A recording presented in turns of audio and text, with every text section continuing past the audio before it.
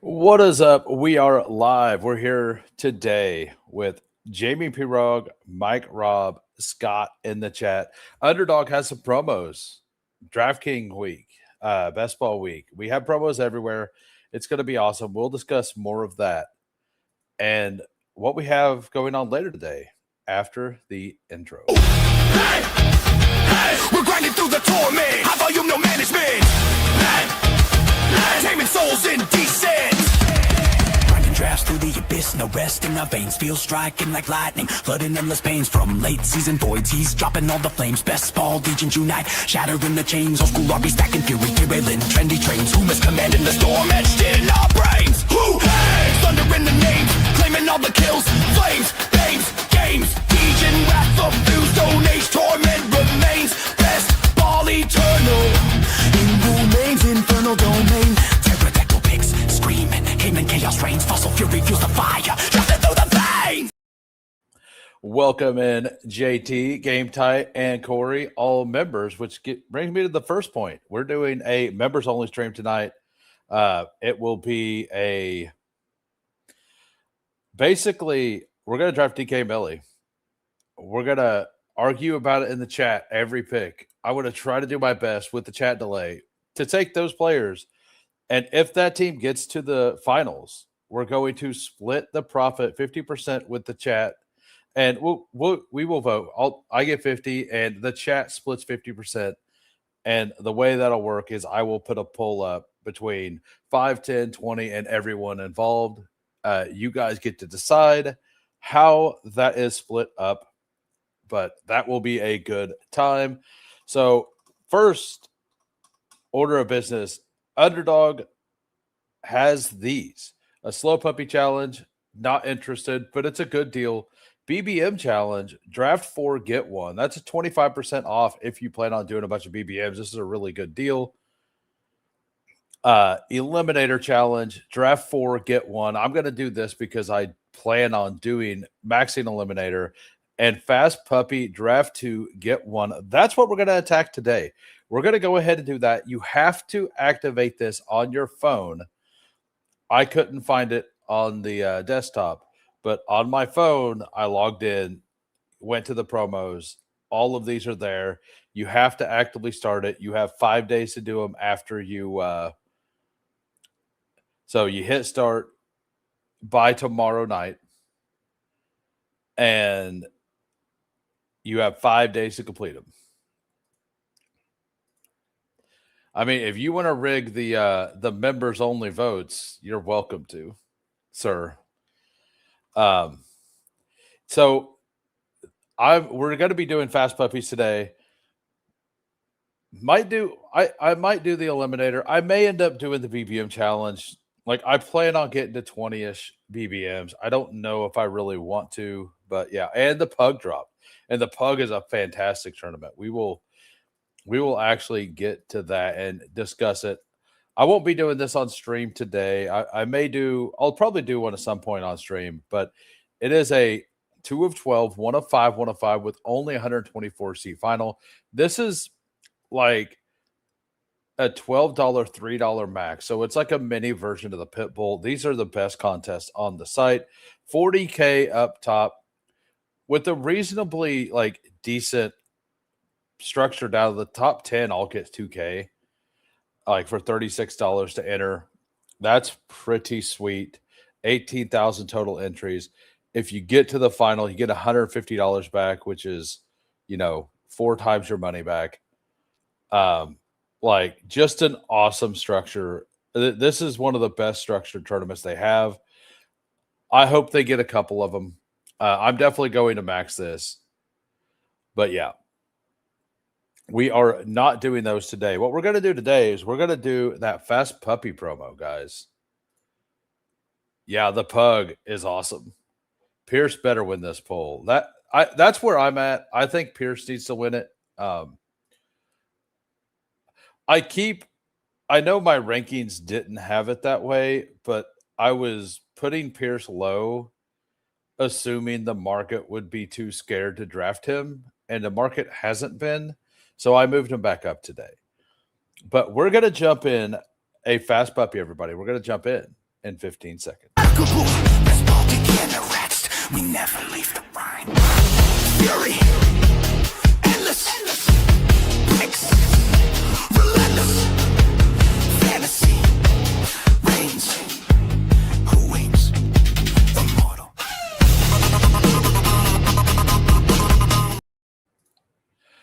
When did you look at that info? Like, so I'm a guy that if Pierce played every game, I have him at like up there where Tyler Warren's getting drafted right now.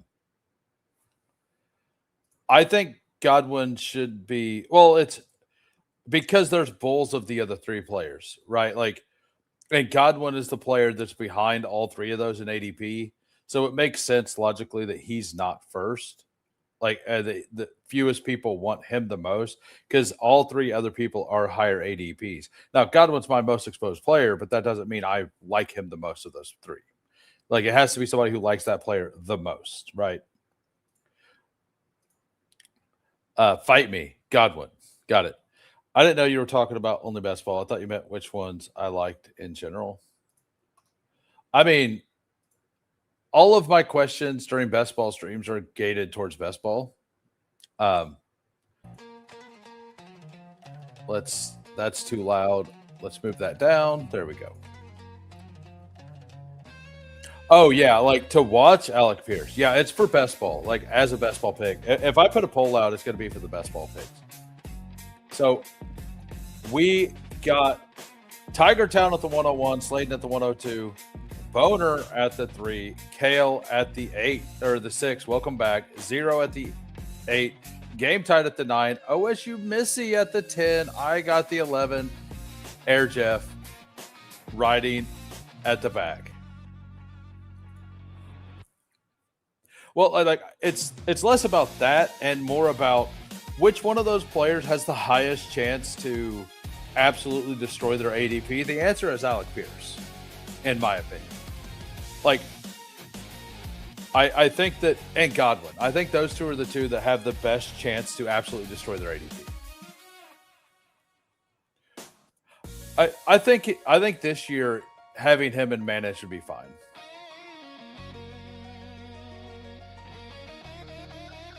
Yeah, so like Godwin and Sutton provide a little bit of a floor.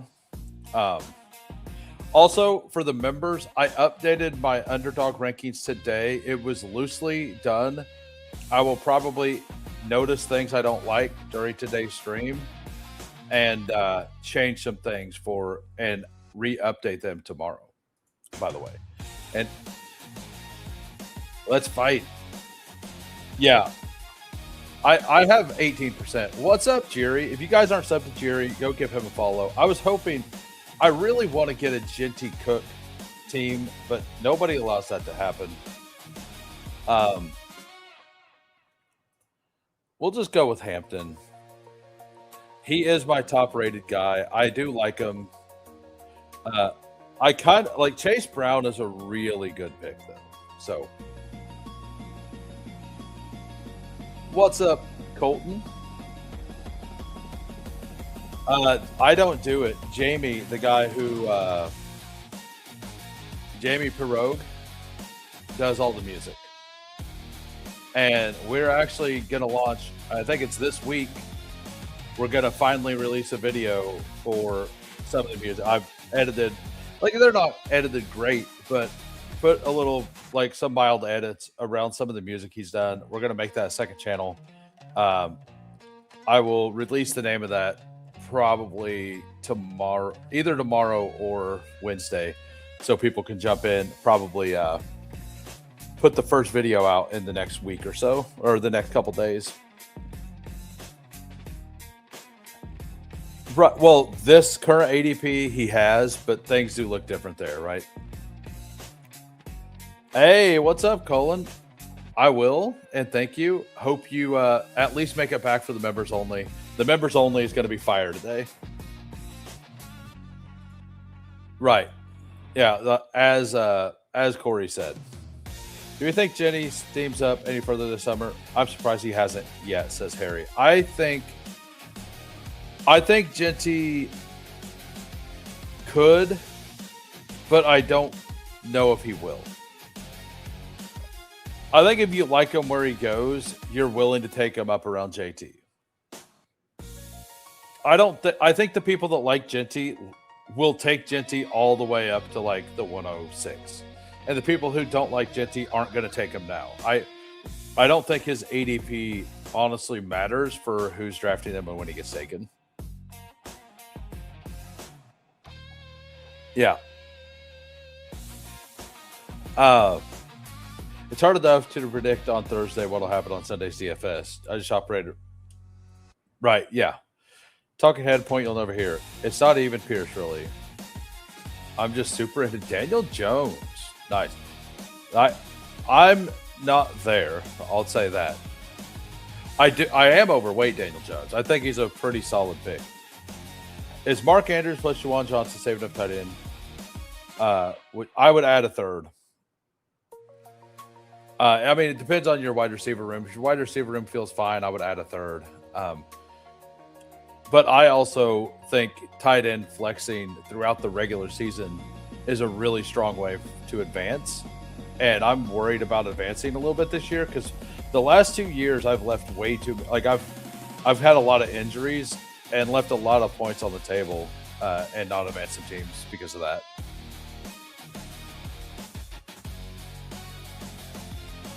I'm the guy that chases Genty up the board. Hi, that's me. Yeah, like I would as well. I'm not gonna lie, I definitely would as well. Yeah, let's do the I'm sure I have this combination. We're using the dog math today, not the and this is gonna be fully out here soon. He is almost done with it.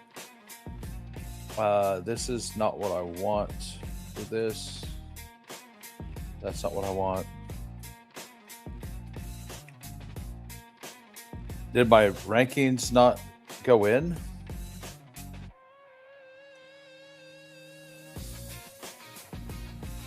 I'm going to do a Garrett Wilson share here. Yeah, we're going to do a Garrett Wilson share here. I'm going to go re-upload my rankings because I'm pretty sure I moved Josh Jacobs down. So give me 1 minute.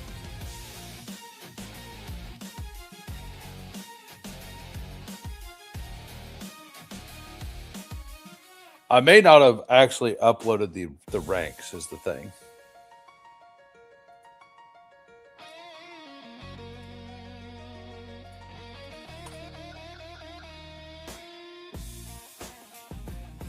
No, I just forgot to move him down. See, like I said, I will have missed some things. I was planning on moving him down a little bit.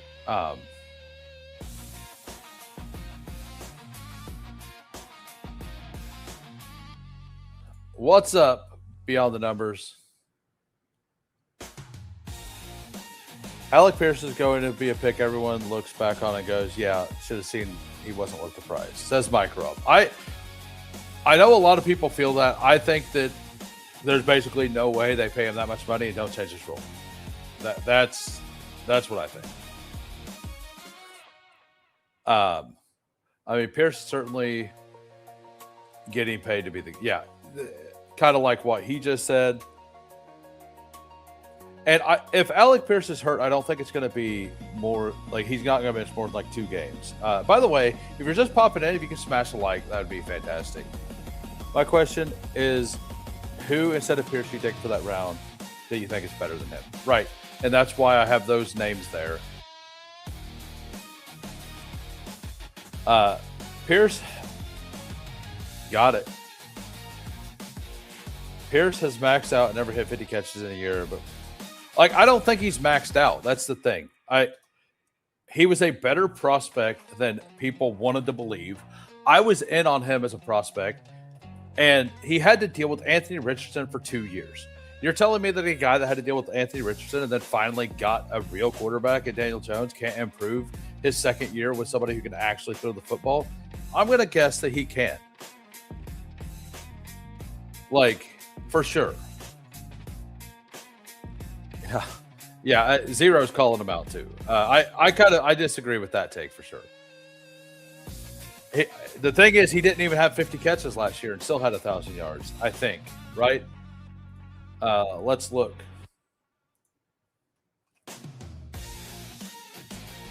Yeah, he had 47 catches last year. Like I said, he didn't even have 50 catches last year. Still got 1,000 yards. And Minshew was a worse stylistic fit, like for Alec Pierce, for what they were trying to get Alec Pierce to do as well. The best wide receiver value to stack is Caleb with DJ Moore. Absolutely, Slayton. Rose drafted Christian Watson. Yeah, all right, so we are on the clock here. We have this little combination. I feel pretty good about what we have going on. I love Carnell Tate. I'm going to take Carnell Tate. And I may just take Tyler Warren. I may take Drake May. I know I have Jaden ranked ahead, but it's by one spot.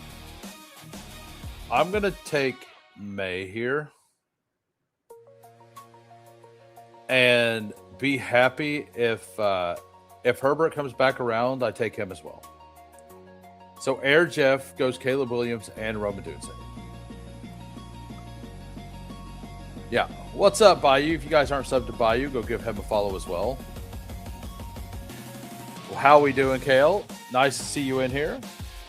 We're up to 21 likes. We got 48 watching. Just so you know, we have the members only stream tonight. It's Member Mania. Basically, I'll go over all the rules whenever we get into the members stream. But 7:30 p.m. tonight, I'm going to draft DK Millie. There will be a 50-50 split. Me and the chat. Chat votes on who, or basically how many people get the split. It'll be a wheel spin to see who gets it.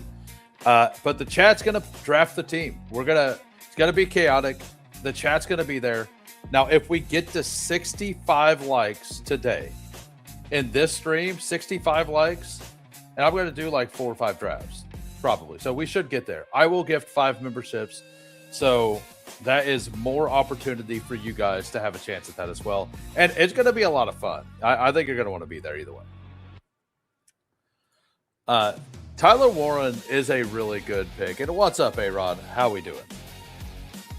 As a kid, you need to believe in the tooth fairy to earn profit. As an adult, they want you to believe the 43-year-old quarterback without blinking. I'm fine. Like, Phillip Rivers came in and like looked worse than Rodgers, right? And Rodgers is older. Like, Aaron Rodgers has stayed in a lot better shape.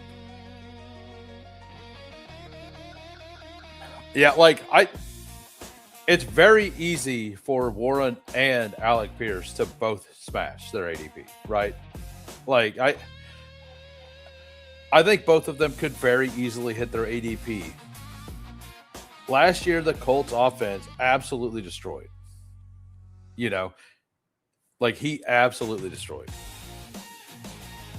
How we do it? Like, first time I've seen you here, or I think I remember the picture. It seems like you changed the name.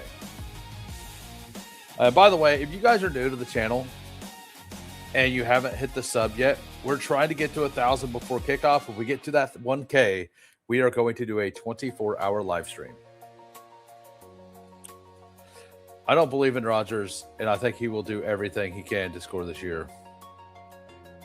I didn't believe in Rodgers. Yeah, didn't. I think worst case scenario, it's like the Kobe Bryant retirement tour thing, right? To where he's just dropping back, chucking the ball. It may be a lot of picks, but he's just gonna, like, if they're out of the playoffs, I think he's just gonna, unless the offensive line is horrendous. If the offensive line is horrendous, then he won't want to be out there probably.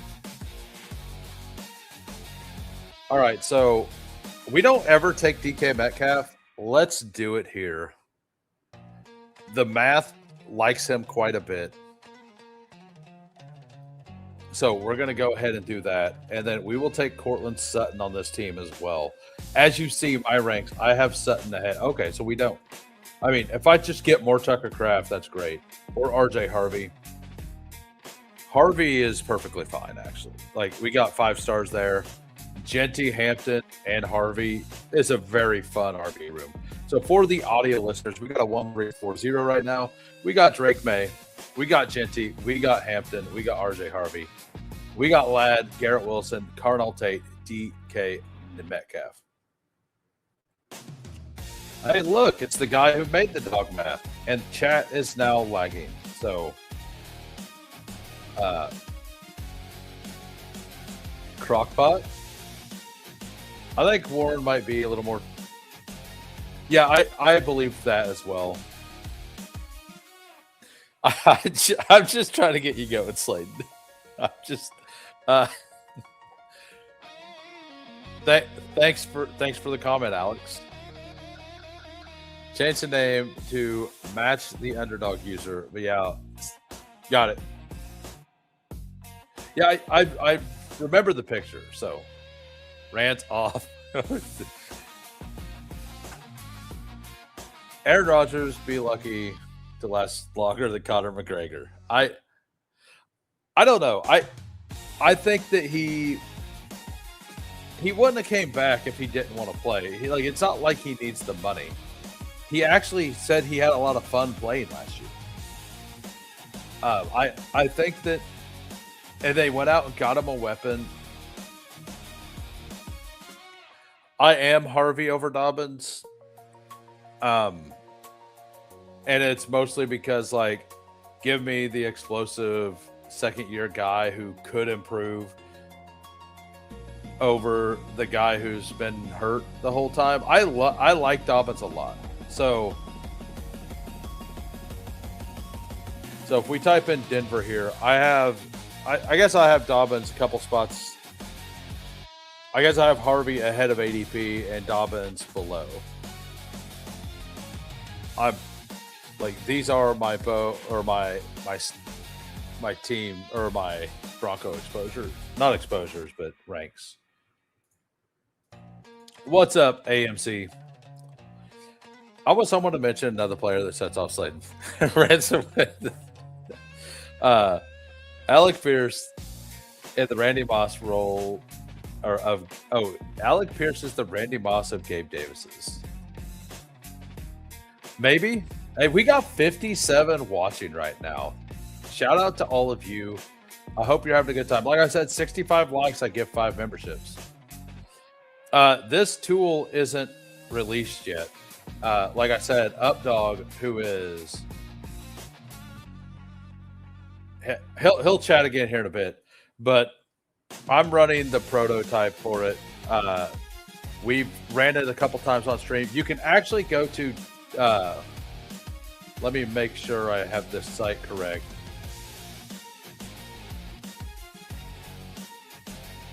So you can go to this site and you can make a free account. And you can do everything so basically what this tool is doing is, all right, what do I want here? I'm going to pull up Romeo Dobbs. I was saying the other day, I need more Romeo Dobbs, so we're going to do that. So what it's doing is it's automatically putting everything you're doing in, and it's rating out what gives you the most floor and ceiling. And you can actually use this. If you buy the tool whenever it releases, you'll be able to custom make your own ranks. So like for this, because I have it rated, so the playoff matchup, what we expect it to be, 0.10. Playoff correlation, 0.2. The floor for the team, 0.5. And the ceiling for 0.2. And what it's doing is it's looking every single week all the way through, and it's giving you a star rating based on that. You can use the Dogmath Best Ball tool on the website, but you have to manually enter everything. Now, something else you'll see is you'll see these charts on the website, and you can look at RB, and it says based on the RBs I have, it likes me to take a Seattle, a Detroit, an Arizona RB. The bottom is the floor, the side is the ceiling, on all positions. If you have any interest in it, go watch my video I did with Updog, and he will go over exactly why certain things matter. Like, it's a lot more than just that, but it's a really good video. It's a really fun tool. Just go. I mean, if you want to go all ceiling, go all ceiling. Like, the fact that you can custom scale it is super, super fun. Yeah, I just need more. If I'm going to be overweight by the amount I am, on Drake May, I need more Dobbs. Yeah, he really does. He really does. To the moon. Most of my rage is focused on overpriced RB2s who can be displaced by like. I mean, the Pacheco versus Keaton Mitchell thing is still hilarious to me because Pacheco's a much worse actual back, but he's also got way less competition as the RB2, and he can pass block and Keaton can't. So he's going to be on the field a bunch. I mean, I like Hunter Henry too. I'm not saying I want like 12% Dobbs. I just want to be at like, I think I'm at 5. I would like to be 7%, you know.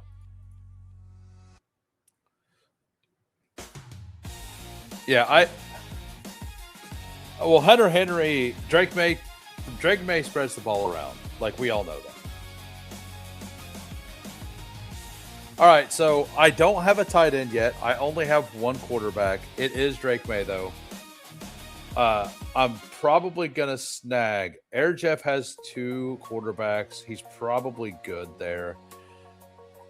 I would love Dalton Kincaid. As you see, I moved him way up in my ranks today. Either one of these I feel really good about. So the tool also doesn't it doesn't really start factoring correctly until you've drafted enough people to fill out. Like, it's more accurate the deeper you are in a draft, essentially. So yeah, we take Cam Ward.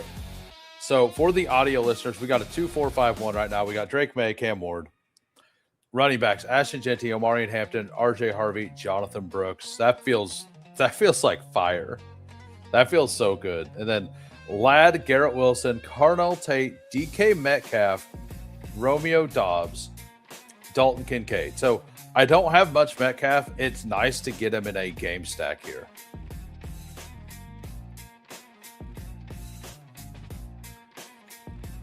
Man, chat is popping today. Sorry I'm not getting to every single one, but yeah, why don't people act like Dobbs? Like him for the price he goes. Yeah, he's not flashy. He's the kind of guy you want to. I think he's really good to be able to set up taking the big swings on like Travis Hunter and stuff. Facts, Terry. Okay. Uh-oh. Watch out. Finally got the Higgins, Reed, Stroud game stack. That's a fun game stack. I mean, on DK the other day, I got Stroud at 154 on a Higgins craft game stack. That felt awesome. It's hard to get because Reed doesn't fall enough. Yeah, I think Reed's ADP is slightly on the high side since we know he's only in 2 wide receiver sets. But I do really like him for best ball. Call a spade and a spade. He's a wide receiver 2 for that price. Yeah, he also plays the outside role, so he's not going to be taken off for... Like, some number 2s in targets are going to be guys who play slot only, kind of like Jaden Reed, who we were just talking about.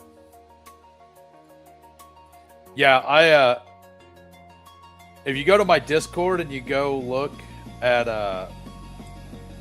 the DraftKings, Rate My Team DraftKings. I think it was this one. Yeah, I'll bring it up on the screen here in a bit. It's a really fun team. I like Gideon in the pool. You did. Gideon. Who's Gideon?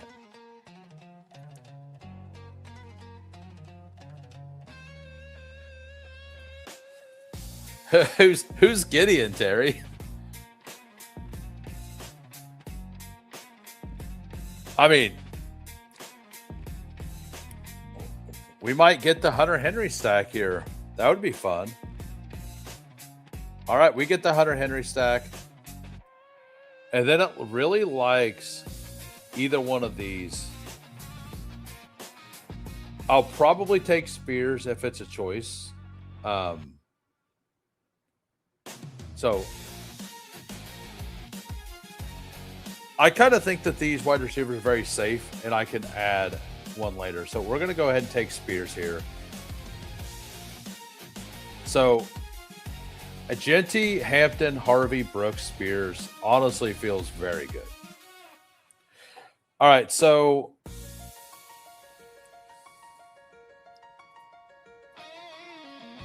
here's the team. Jonathan Taylor, it was a fun team. Jonathan Taylor, Hampton, Jeremiah Love fell to 32. So Taylor, Hampton, McMillan, Christian Watson, Carnell Tate, Juwan Johnson, tight end 1. Thin, but fine. Got him late. Jeremiah Love, Ramondre Stevenson. We stopped at those 4 running backs, I believe. Jaden Reed, Michael Pittman, Jaden Higgins. We took Cam Ward for the game stack there with Pittman and Carnell Tate. Then we got CJ Stroud to wrap back around to 152 for that game stack. Dalton Schultz came back around. Gunnar Helm for the stack. Pat Freiermuth, Bryant Surratt, and Chris Brassel. Like, yeah, that's in the $25 millie. That is a fun team.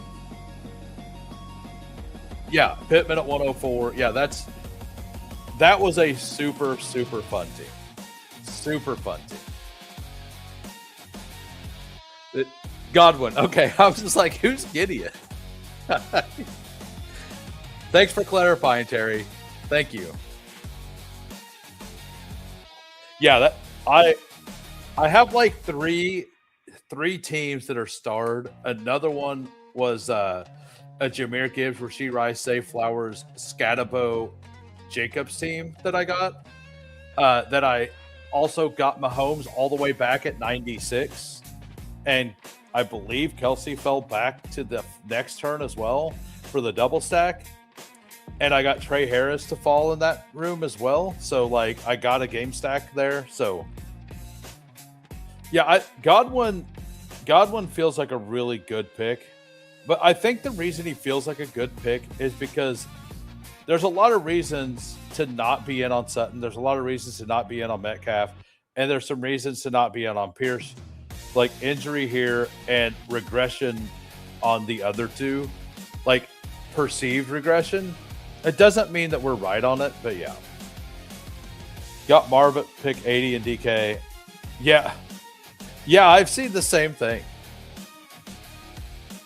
I didn't love him as a prospect. So the thing about Eli Stowers, he's a rookie, and rookies generally have a hard time learning the blocking schemes and stuff. So, but he also was a quarterback 2 years ago, and his pass blocking or his blocking in general was just horrendous. Like just absolutely horrendous. So the only way he's going to see the field is if he's used as an outside receiver, basically. During the process, like the pre-draft process, multiple teams brought him in as a receiver to try out as a receiver instead of a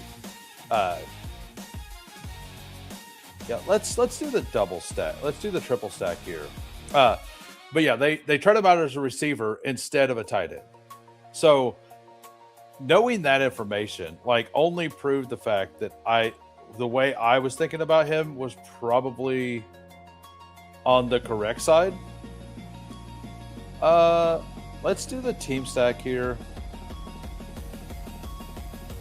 We need the upside swing. Let's do the double stack with Jeremy Bernard.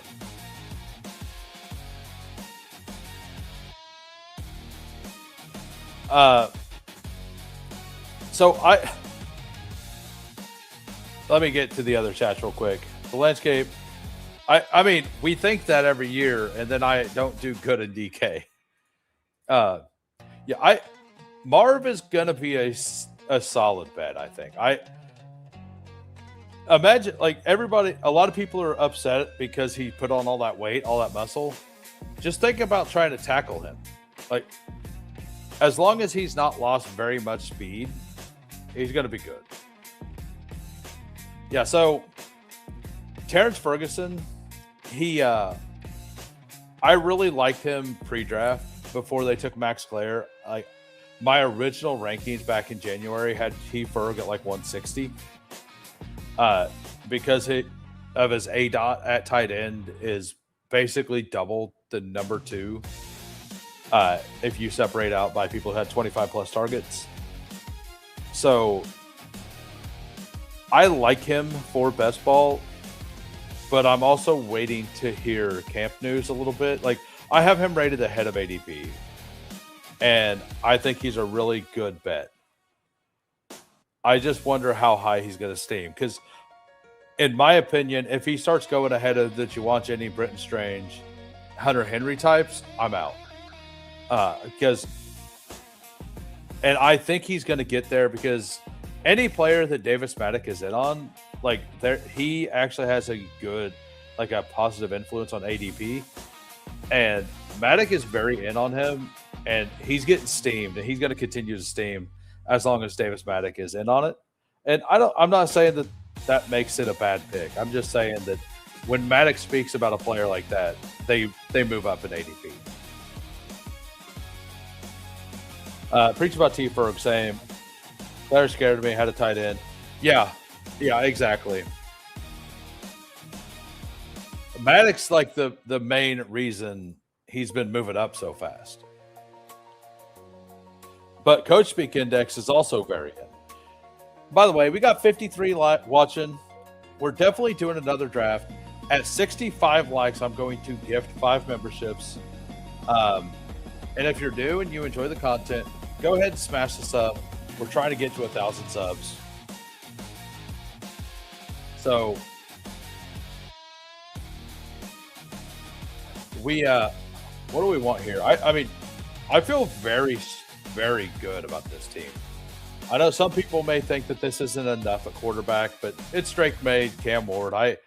We're making a pretty big bet on Cam Ward for this team, but that's fine. I'm kind of in on that. I mean, I wasn't planning on taking another running back, but if Katron's here, I would have. Penix, easily. Very easily Penix. Pat Bryant would be a team stack. I'm trying to not get so much Bryant. I have a lot now. I have like 26% on DraftKings right now. And on Underdog, I'm sitting at 16%. But we're in that game. So let's do it. We didn't end up getting the wraparound for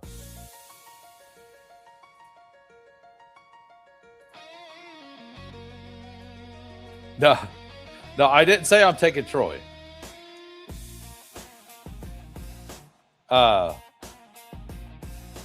Let's take Surratt here. I mean, it does like Darnell. Yeah, we'll take Surratt as another upside swing here. All right. So, review of the team. We got a 2. Seems like I need more Pat Bryant. I'll get into this. So, whenever I do reviews, I kind of ignore chat for a while. You guys talk amongst yourself. I'll get back to that question here in a bit. We got a 2-5-8-3 here. We got Drake May, Cam Ward. Running backs, Ashley Genty, Omari Hampton, RJ Harvey, Jonathan Brooks, Tajay Spears. Wide receiver, Lad McConkey, Garrett Wilson, Cardinal Tate, DK Metcalf, Romeo Dobbs, Jeremy Bernard, Pat Bryant, Elijah Surratt. And then Dalton Kincaid, Hunter Henry, Gunnar Helm. So we got a double stack for Drake May, Hunter Henry, and Dobbs. We have a double stack, Gunnar Helm, and Cardinal Tate. We have a double stack on the bring back side of both of them as well. Or actually, we have just DK Metcalf on the bring back. And then we have RJ Harvey, Pat Bryant on the other side. It's a pretty solid team. Not an insanely great team, but a solid team. We're trying to draft winners.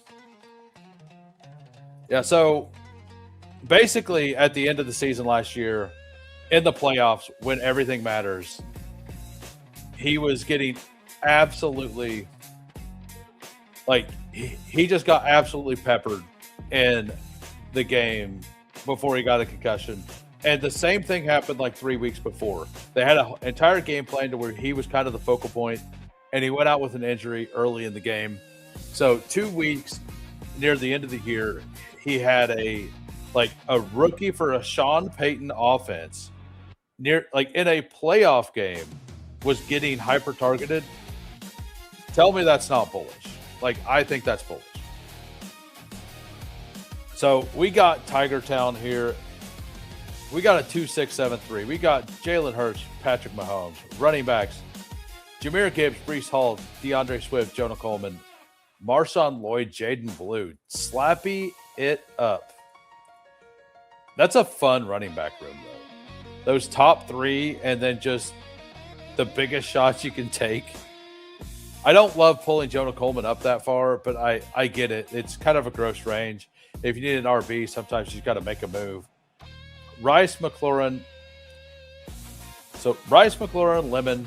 So you did the Philadelphia turn there. Wandale, McMillan, Trey Harris, Tesla, Laporta, Kelsey, Stowers. I don't mind it. I'm currently not going to take any Stowers, but I do understand the upside swing on a Jalen Hurts team. I do get it. I don't think it's a bad pick. It's just one I'm not currently making. We got Slayton at the 2. And by the way, we review members' teams. That's what we do. We review YouTube members gets reviews. And if you're in a draft with me for the very first time, just say something. I'll review your team that time, and then it goes to members only. We got a 2-5-8-3 here by Slayton. Dak Prescott, Brock Purdy, Bijan, Jeremiah Love, Ramondre, Chris Rodriguez, Nicholas Singleton. That's a really fun RB room. I don't like Singleton, but as a 5th in this room, absolutely works. It's not your first time voter. We got George Pickens, Mike Evans, DJ Moore, Matthew Golden, Trey Tucker, Ryan Flournoy, Adonai Mitchell, Dontavian Wicks. I mean, this works. It works. DJ Moore gets a lot of hate. I know I have him ranked lower in my rankings, but that's because you can get him there. He's a guy I'm not going to full fade, but I don't know he's the guy who can fully nuke and completely beat you. I think I'm viewing him more of a really high advance rate guy. Maybe that's wrong. The last time Josh Allen had a number 1, it was Steph Diggs, who is a better player than DJ Moore, but he was breaking leagues. And then Kyle Pitts, Juwan Johnson, and Theo Johnson. Yeah, I like the Theo Johnson pick. I think people are too scared to do that right now. All right, and then we got Kale. We got a 2-5-8-2. And by the way, if you're a member, say something in the chat so I can see that you are a member. We got Jackson Dart, Jared Goff, Tyler Shuck. Love the Shuck at 126. Christian McCaffrey, Devon Achane, Josh Jacobs, Zach Charbonnet, Katron Allen, strong RB room. Olave, Adams, Quentin Johnston, Jordan Addison, Jawan Jennings, Stribling, Jerry Jeudy, Troy Franklin, Tyler Warren, and Ferguson. I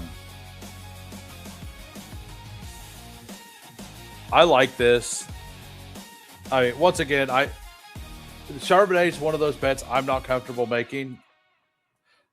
I'm not going to knock it. I'm not going to do it. You're so strong up top, though. If I'm going to take him, it's going to be on a team exactly like this. So the thought of how you done it makes sense. You kind of use it as a free pick because everything else looks solid. Good team by Kale. We got Zero, who I didn't forget about. We got a 3-4-8-3. Bo Nix, CJ Stroud, Fernando Mendoza.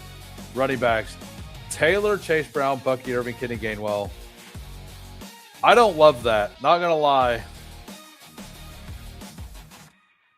Double anchor with just the third being Tampa Bay RB1, maybe. I don't know. Like, I'm not saying it's bad. I'm just saying I don't like it. Jalen Waddle, Marvin Harrison, Alec Pierce, who was topic of discussion early, Jaden Reed, Jaden Higgins, Omar Cooper, Denzel Boston, and Jalen Noel. Trey McBride, AJ Barner, Michael Mayer. Now, I like everything about this team. This is something I'm probably too scared to do. I don't know. I may do something like this once. Like, I think if I were to do this, though, I wouldn't want it to be Bucky. I think it's like Travion plus Ramondre would make more sense. Only because Sean Tucker's the one going to be in at the goal line. So the high value touches, I don't think you're going to be getting anyway. But I think that those, like, I think that Sean Tucker being there makes it not as good with those two, but like I like the process and the thought. Like, I like the thought of it. Welcome, Air Jeff. Well-timed membership. Air Jeff gets a review now. Welcome. Welcome to the Who Crew.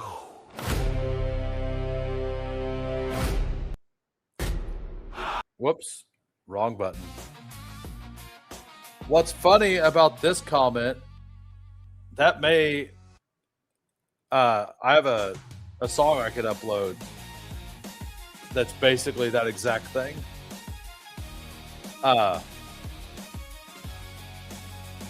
So on to Air Jeff. We got a 3-6-6-3 here. Caleb Williams, Kyler Murray, Jacoby Brissett, running back, James Cook, Saquon Barkley, Javonte Williams, Rashad White, Isaiah Pacheco, Ray Davis, wide receiver T. Higgins, Roma Dunze, Cortland Sutton, Jalen Coker, Stephon Diggs, Darnell Mooney, Kraft, Hawk, and Dulcich. That's an early pick on Hawk, but I get it. You had the Kyler thing. You needed to do it. I don't mind it in that scenario. I think it's a very solid team there by Jeff. I don't really see any holes anywhere. Just well built. Gave up a little value, but you kind of have to, being on the turns. Like, you can't go all value at the turns. At the 1, 2, 11, and 12, sometimes you have to bring the draft to you instead of let the draft come to you. If you're drafting in the middle, you can kind of let the draft come to you a little more. And Boner, by the way, I know you said you were a member, but you aren't. I know that because your name would be green in the chat if you were. I know you were last month. The memberships expired like a week ago, so you probably just didn't re-up. We'll go back to this though and review it if you do become a member.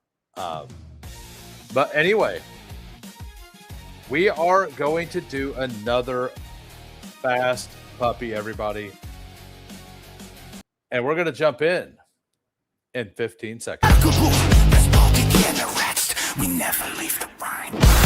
Fury, endless, breaks, relentless, fantasy, reigns, who wins, immortal. I agree. A green boner seems like an infection. It sure does. Sure does. All right, let's go with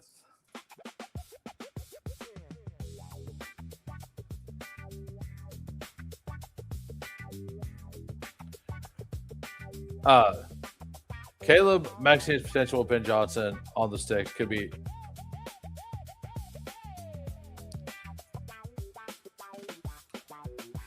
I mean, yeah, you're not wrong.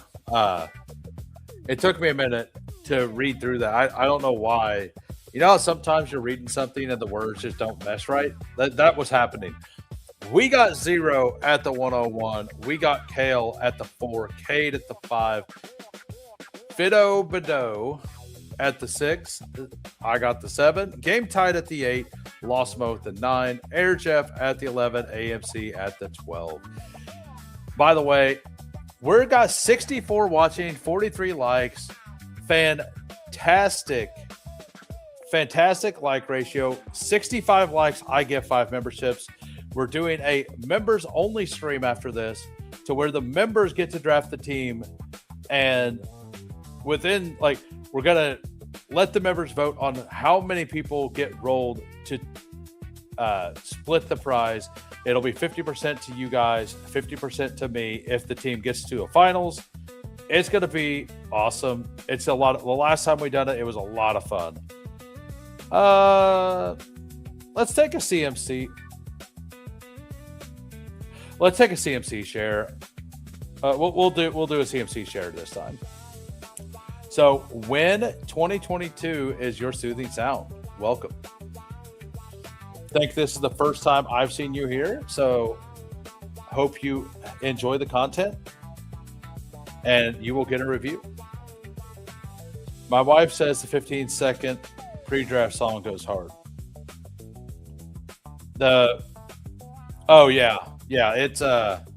It's actually 20 seconds. It's 15 seconds of countdown and then 5 seconds to like set the stage.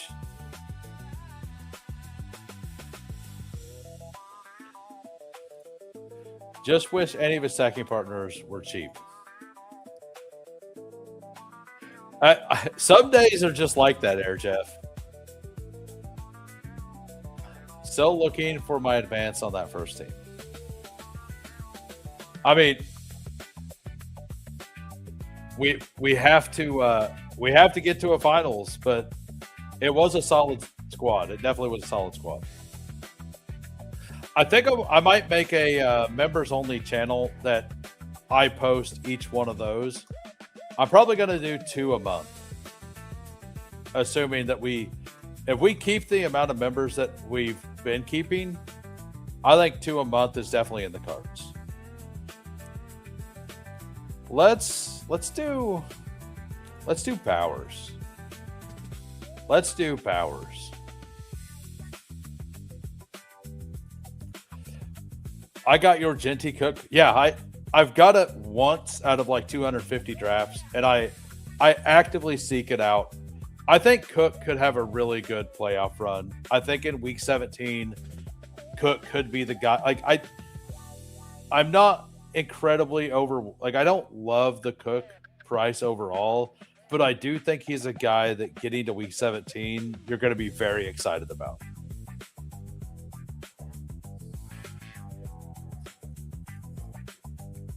Like, I take a lot of Ray Davis. I think I got 14% Ray Davis. I guess it doesn't show. I have him ahead of ADP, so at least that shows.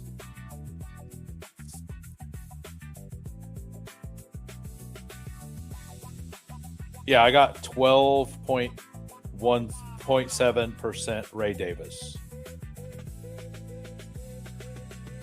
That's where I'm at. Yeah, he's just a good pick. Like, he's just a good pick. Like, that is just a fact. I mean, I don't really either, but the Bills have absolutely played down some bad competition before. Dude, I actually love that. He watched me do that the other day. That's where he gets his ideas. He gets all of his ideas from me. Zero can't think for himself. That's a who idea. I think it's actually just smart to do it in a time box. Like in BBM, I don't know. It's I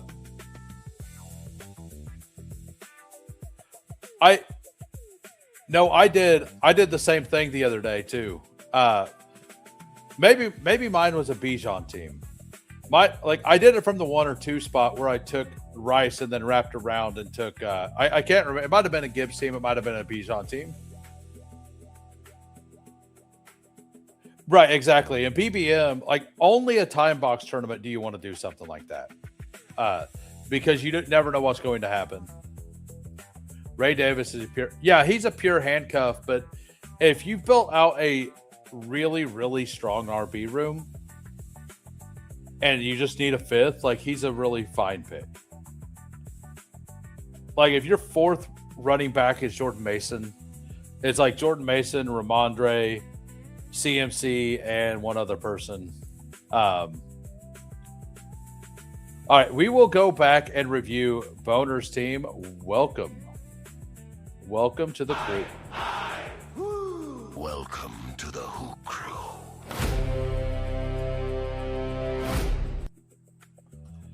Green Boner. I will go find that draft in the other page real quick. I'm probably on the clock. All right. I mean, you going to give me Cam Scatterbo all the way down here? Or do we want wide receiver 1, Jalen Waddle? We want wide receiver 1, Jalen Waddle. That's what we want. All right. For the Boner review. That's something you don't hear every day. Who wants the Boner review? Who out there wants the Boner review? We got a 2682 here. We got Lamar, Matthew Stafford, David Montgomery, Tony Pollard, Keaton Missile at a little bit of an ADP fall, Woody Marks, Brian Robinson, Dylan Sampson. Wide receivers, Puka, Zay, Parker Washington, Josh Downs, Pittman, Ridley, Malik, and Ted. That is a lot of wide receiver. Bowers and Andrew, this is a very, very strong team. If your RBs hit, this team is absolute gas. I actually love this team. Really do enjoy that team a lot.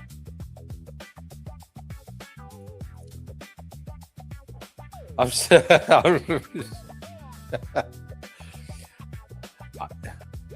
going wacky on this one.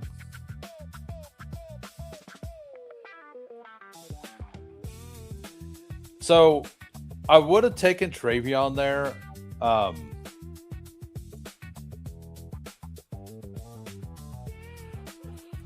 Do I want him? I think I'm gonna take Tootin here. So for the audio listeners, we got a 0-3-1-1. We got McCaffrey, we got Breach, we got Tootin, we got Waddle, we got Bowers. So the reason I decided Tootin, if McLaurin falls to me, which he won't because Terry McLaurin is here, or if Jaden falls, I'll take him. But he definitely doesn't fall. At 66, though, I'm pretty okay doing the Bowers plus Marv thing. So that is why we decided to go with Tootin instead of a wide receiver there. We may not have the opportunity to do that, but that was the thought. Yeah, this is a fact. Tex does know Paul, and then I feel like he gets take locked, and he won't like. One of my strengths is if I'm fully wrong, I can back off of a take.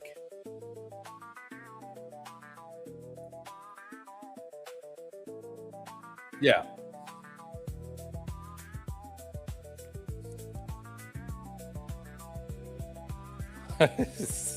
So shout out to everybody who's liked the stream. We're up to 48 likes. We're probably going to get to that 65 to get the so I mean I will absolutely take Tyson here for sure, or Drake May opposite of Waddle. Like, that's fine. So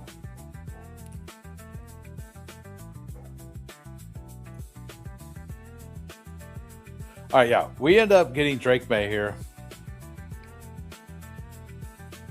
Ridley, wide receiver 1 in Titans, was his worst take. Yeah, like I really do like Calvin Ridley this year as a pick. I think he's a strong pick.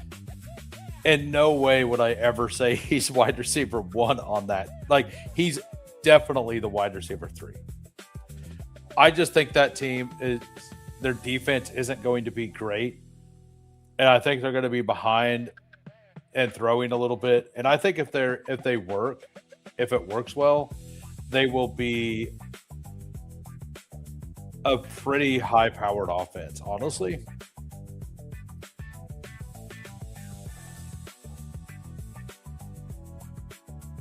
I mean, come on, Cade. You've seen my ranks. These quarterbacks in this range, I have ranked above ADP. We all know that.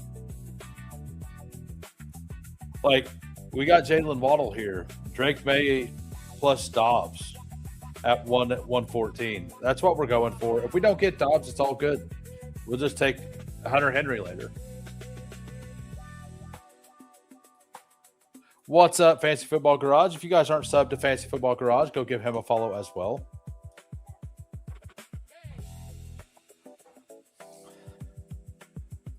Yeah, like if you're in a lobby with me, if you want to get Drake May or Jaden Daniels stacked up, don't get in lobbies with me.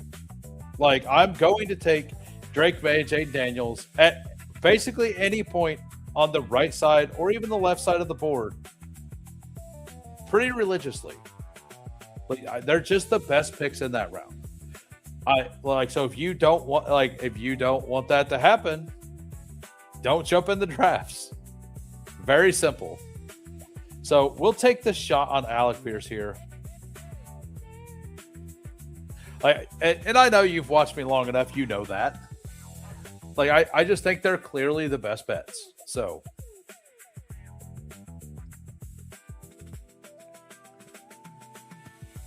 man, I hate Caleb. I just took Chuba over a Caleb stack. Ew. What's up, Batwheat, fellow and new YouTube member? Who's excited for the members only stream tonight? I'm actually like very excited for it. I think what I'm going to do with it though is I think I'm going to make that I think we're going to make it a members only stream to participate, and we'll take a vote inside the stream, but I might make that public on Friday. I might make it able for everybody to watch it.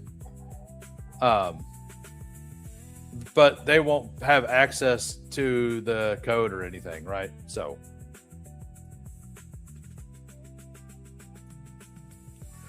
I've been saying this board of players is more solidly bucket.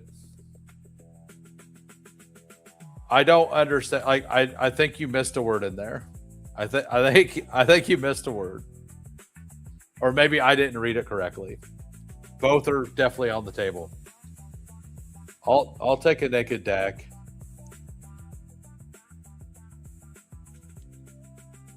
Okay, so you don't let me take a naked Dak. That's probably a good thing.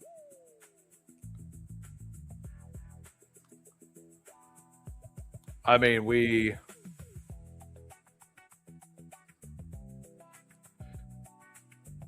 do we do Harvey or do we do Corum?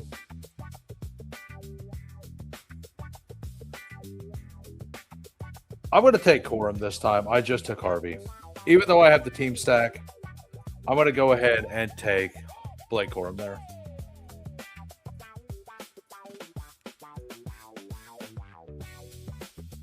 Hey, you're welcome. You're welcome, Air Jeff. I do like the Harvey pick, as you've seen from before. I made it in the last draft. But I want to be in on the Rams offense as often as I can be as well. And it does feel bad getting the fall on Harvey there and still taking Corum. But as a fourth running back, I kind of don't mind the Corum pick because I have the Tootin pick. I think the Corum pick kind of allows me to maybe stop at these four. The Harvey pick, I may not have been as comfortable doing it, but that's a me problem. So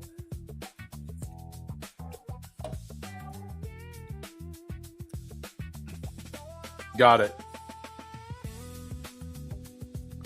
Didn't get sniped somehow. So Pearsall would be great. I will take Bo Nix here if he falls. I mean, I guess that would be hit. I have him ahead of ADP, like quite a bit ahead of ADP. Michael Wilson is the top wide receiver. Do we just do that?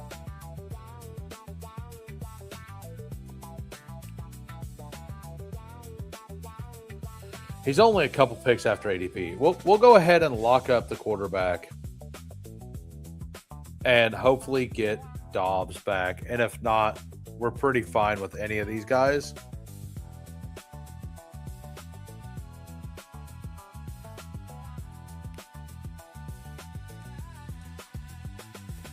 So J.K. Dobbins goes here. Brooks goes at 99. And now the other RBs are falling. I like the Rachaad White price quite a bit. I think he's a very good pick right now. But I'm also a known hater of JCM. I think Michael Wilson's the player that was horribly priced. Kind of like RJ Harvey to start. But they've fallen so far that it's almost kind of worth taking at this point. I think at a certain point when those players fall so far, there was a reason they were going that high in the first place. And whenever they fall, because Wilson was going at pick 75, right? He was going at the 6-7 turn. So there's a reason he was going there. He's fallen 30 picks, basically. I'm not saying I liked him that the first price wasn't wrong, but there was a reason people liked him enough to put him there. So now that he's 30 picks later, it's like those reasons are still there. Yeah, exactly. And it's the classic case of like when these players fall, a lot of the people that have been drafting the entire process remember how gross the click felt originally, and they can't readjust. And I think Michael Wilson is finally to the point to where I think he's fine. Like I had him ranked at like 94 a month ago when he was going to 82. Now he's going at 99 ADP, and I'm still like not fully in. I'm still moving them down the board a little. Like I keep moving them down when they are, but at a certain point, he becomes a solid pick.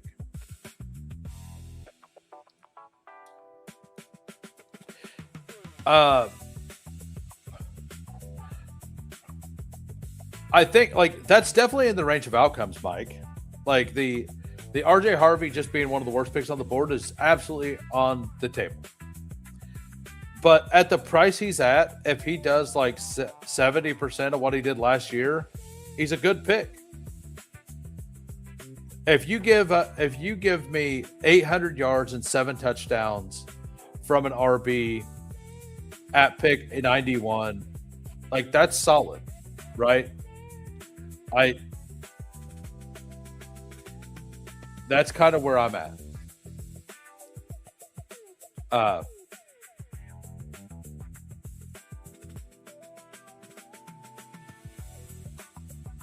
Right, and that's something else. Like, you don't also want to be a slave to ADP. All right, I guess we take Casey Concepcion. Absolutely.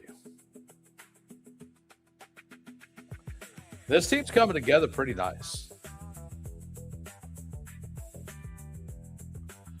12 TD as a rookie is impressive. You can say, like he had no vision, right? And they were looking to get somebody, and then they went out and they got Jonah Coleman. All that makes sense. All of that, like, is reasons to fade him. But he was going at pick 50. He was going at 50. He's now going at 90. Like, that is going from a $15 auction pick to a $5 auction pick, essentially, right? That's a lot of that's a big drop. Like, to not take some swings on in best ball where if it's a hit, it's actually a big hit.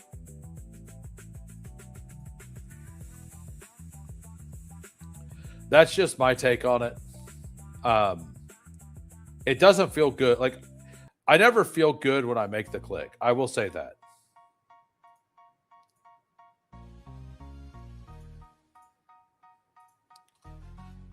Well, like, not only is it the first Broncos running back that goes off in that range, there's only 2 teams whose RB1 goes, or there's only one. Is it one team? Only one team, the RB1 goes, or 2 teams. Yeah, there's 2 teams whose RB1 goes later than RJ Harvey, who had 12 touchdowns last year.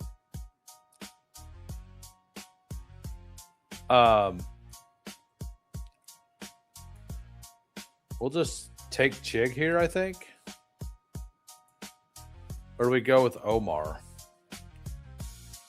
I think we're going to go. Yeah, Vikings and Washington, right? Those are the only 2 teams whose has an RB drafted after the Broncos. And Broncos are supposed to have a top 3 offensive line like they did last year. So if that's true, even if it's a committee, taking Dobbins and Harvey around pick 90 are great. Like I think the move is taking Harvey and then taking Dobbins if you can afford it. Like if you did what Zero did in the last draft with Harvey and Dobbins, I think that's an absolute smash. Like if I would have done that here, CMC, Breece Hall, and then I waited and I took Harvey plus Dobbins, assuming I could get him. The problem is it's hard to land because Harvey goes on the right side of the board and Dobbins goes on the left now. But if you could do that, I think it would be pretty fun.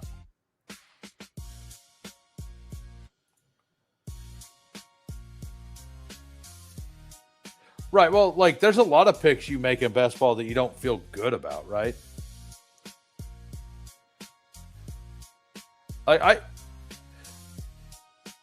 I'm not even a Harvey lover. I just think he's a solid pick. And by the way, if you're new to the channel, go ahead and hit that sub. If we get to 1,000 subs before NFL kickoff, we're doing a 24-hour live stream. Oh, you did that? Like, I think an eliminator, that is super, super fun. Like, I think that's a really, really fun thing to do in eliminator. I ended up with all 3 Denver running backs, a couple free. Yeah, I did too.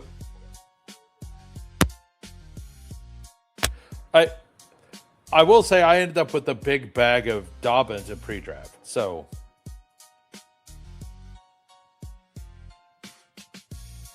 yeah, Harvey. So, and I don't think last year, like I don't think the haters were proven wrong. I think Harvey didn't look good last year. Harvey showed an absolute lack of vision, and all of his volume came either pounding straight ahead or in layup swing passes, mostly.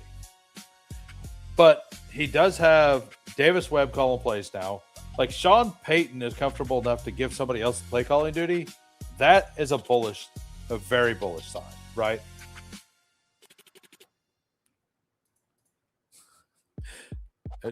What a guy. I would recommend not to do that, sir. Drafting and driving. I would recommend not to do that. I don't think he was like.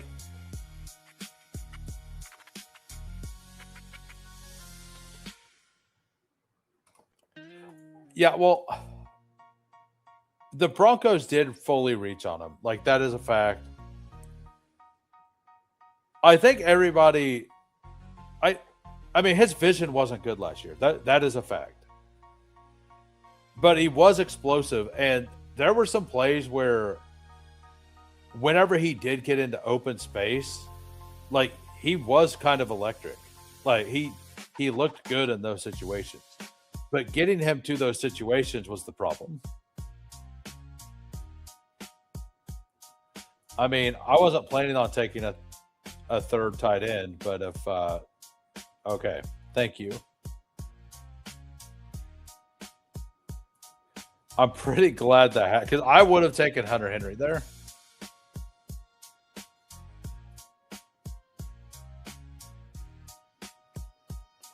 Kenneth Walker Light with way less elusiveness. So I don't know. Like the RJ Harvey stuff, his price now is good. Like that's all there is to it. Like you can hate it, you can love it.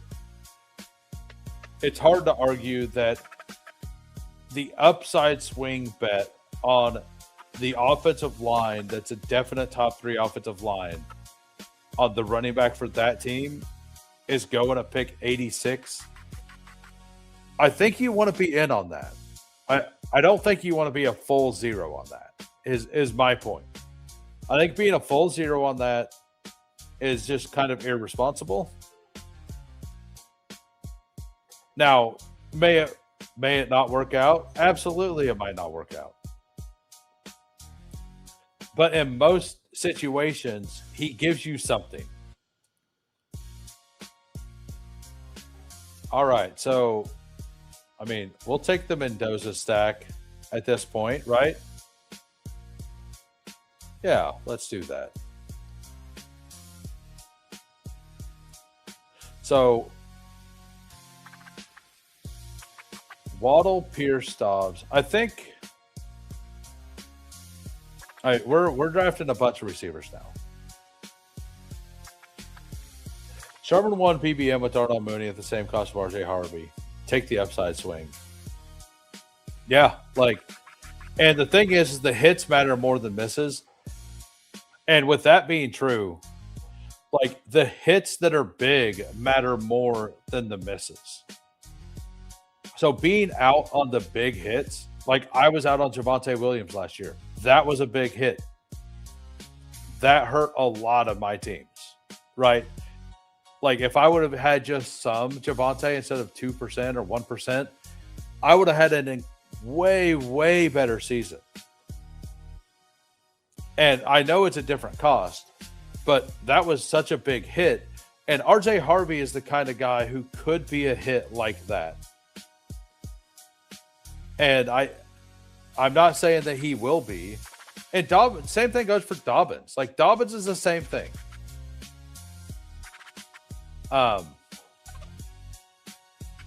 Like J.K. Dobbins is the same argument as Harvey to me. Like you have this elite offensive line.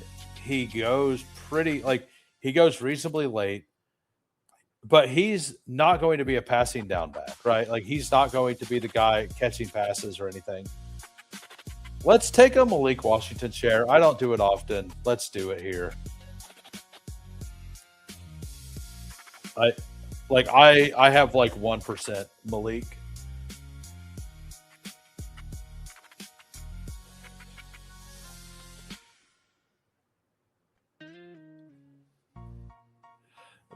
Big swings lead to big hits. I'm so glad that a team won it all, because I should explain why it's okay to miss a few and still ball out. I mean, like, I bet I had 26% Scatabo and 15% BTJ. So then I had 14% Jaden Daniels and Lamar on top of it. So those four misses were massive. Like those were just massive misses. And 3 of them were by injury. 1 of them was by bad take or whatever.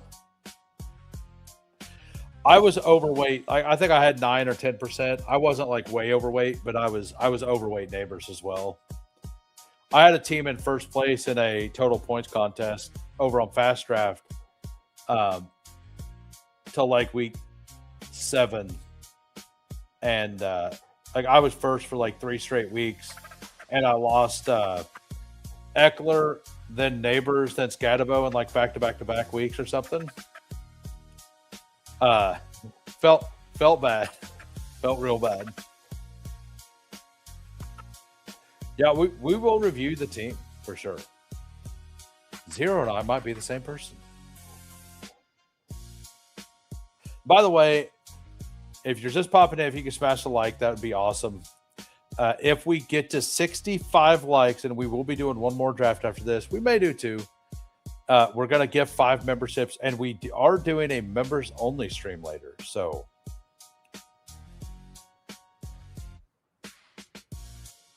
yeah, let's take the Jeremy Bernard bet here. So we have 8 receivers here. We may just go 9. I think I'm fine stopping at those 4. I'm definitely fine with that. So we're going to go 9 receivers on this team. I haven't done a 9 receiver team for a while. We may actually do the Franklin bet here. Oh, wow.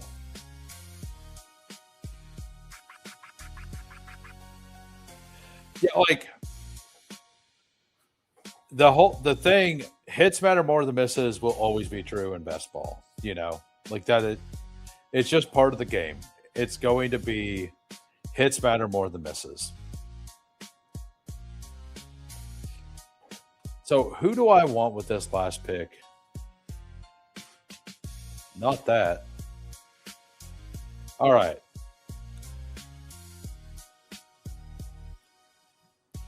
Tyquan Thornton to be a fun one. Like the Troy Franklin thing, like kind of a hedge here. I do think that Troy Franklin with Waddle is kind of a bad process, though. I think that Franklin's role to win is by replacing, like if Waddle gets hurt more so than anything else. So we're just going to take Tyquan Thornton here. The team reviews are about to start. With mine, we got a 3-4-9-2. We got Drake May, Bo Nix, Fernando Mendoza. Running backs, CMC, Breece Hall, Bashaw Tootin, Blake Corum. A little on the thin side, but when I take CMC, since I am only taking like 5%, I'm going to build thinner rooms and fully lean into the capital. Wide receiver, Waddle, Pierce, Dobbs, Concepcion, McMillan, Trey Harris, Malik Washington, Jeremy Bernard, Tyquan Thornton. Tight ends, Brock Bowers, Chigakonkwo. I think the ninth receiver was the right bet. I like this team a lot. Even if Alec Pierce misses a couple weeks, I feel like we can hobble together an okay first couple weeks and not get too far behind. But we're definitely should be able to alternate spike weeks. We have tons of upside for late in the season between Jeremy Bernard and Casey Concepcion as well. I like that team. Let's see what Zero did in the one hole. We got a 3-5-7-3. Mahomes, Purdy, Shadur, Jahmyr Gibbs, Chuba Hubbard, Jordan Mason, Brian Robinson, Dylan Sampson. Wide receivers, Rashid Rice, the lad pull-up, which is fun. Mike Evans, Mekhi Lemon. So you got, you didn't get Hurts, did you? Mekhi Lemon, Trey Tucker, Denzel Boston, Calvin Ridley, Colson Loveland, Kittle, and Freiermuth. But you got the other side of it, so that's probably the better side anyway. I think I like the Purdy, like the Lemon plus Purdy plus Pearsall or plus Evans side with Kittle, like Kittle on a fall here. Like that's super fun. Pat Freiermuth was kind of not needed, but not a bad pick. You were solid everywhere. You got the Titans wide receiver 1 apparently there in Calvin Ridley. Really fun team by Zero. This was the guy driving. Where's your name? Your soothing sound at the 2-hole. First time you've been in a draft with me. So you get a review. We got 3, 6, 7, 2 here. Jalen Hurts, Sam Darnold, Cade Klubnik. To me, Klubnik is a super flex only pick. My personal take.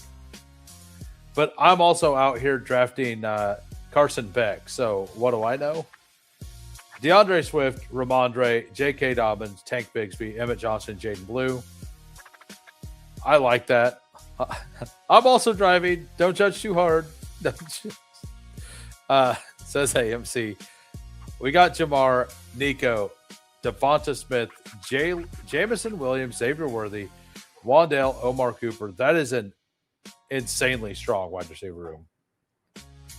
This is the kind of wide receiver room that I don't know that you needed Omar. We'll see how it all looks. I think Omar should have been a third tight end. Travis Kelce and Sadiq. Personally, I don't think Kelce Sadiq is like bad, but I do think optimally, since you had 6 receivers by Wandale,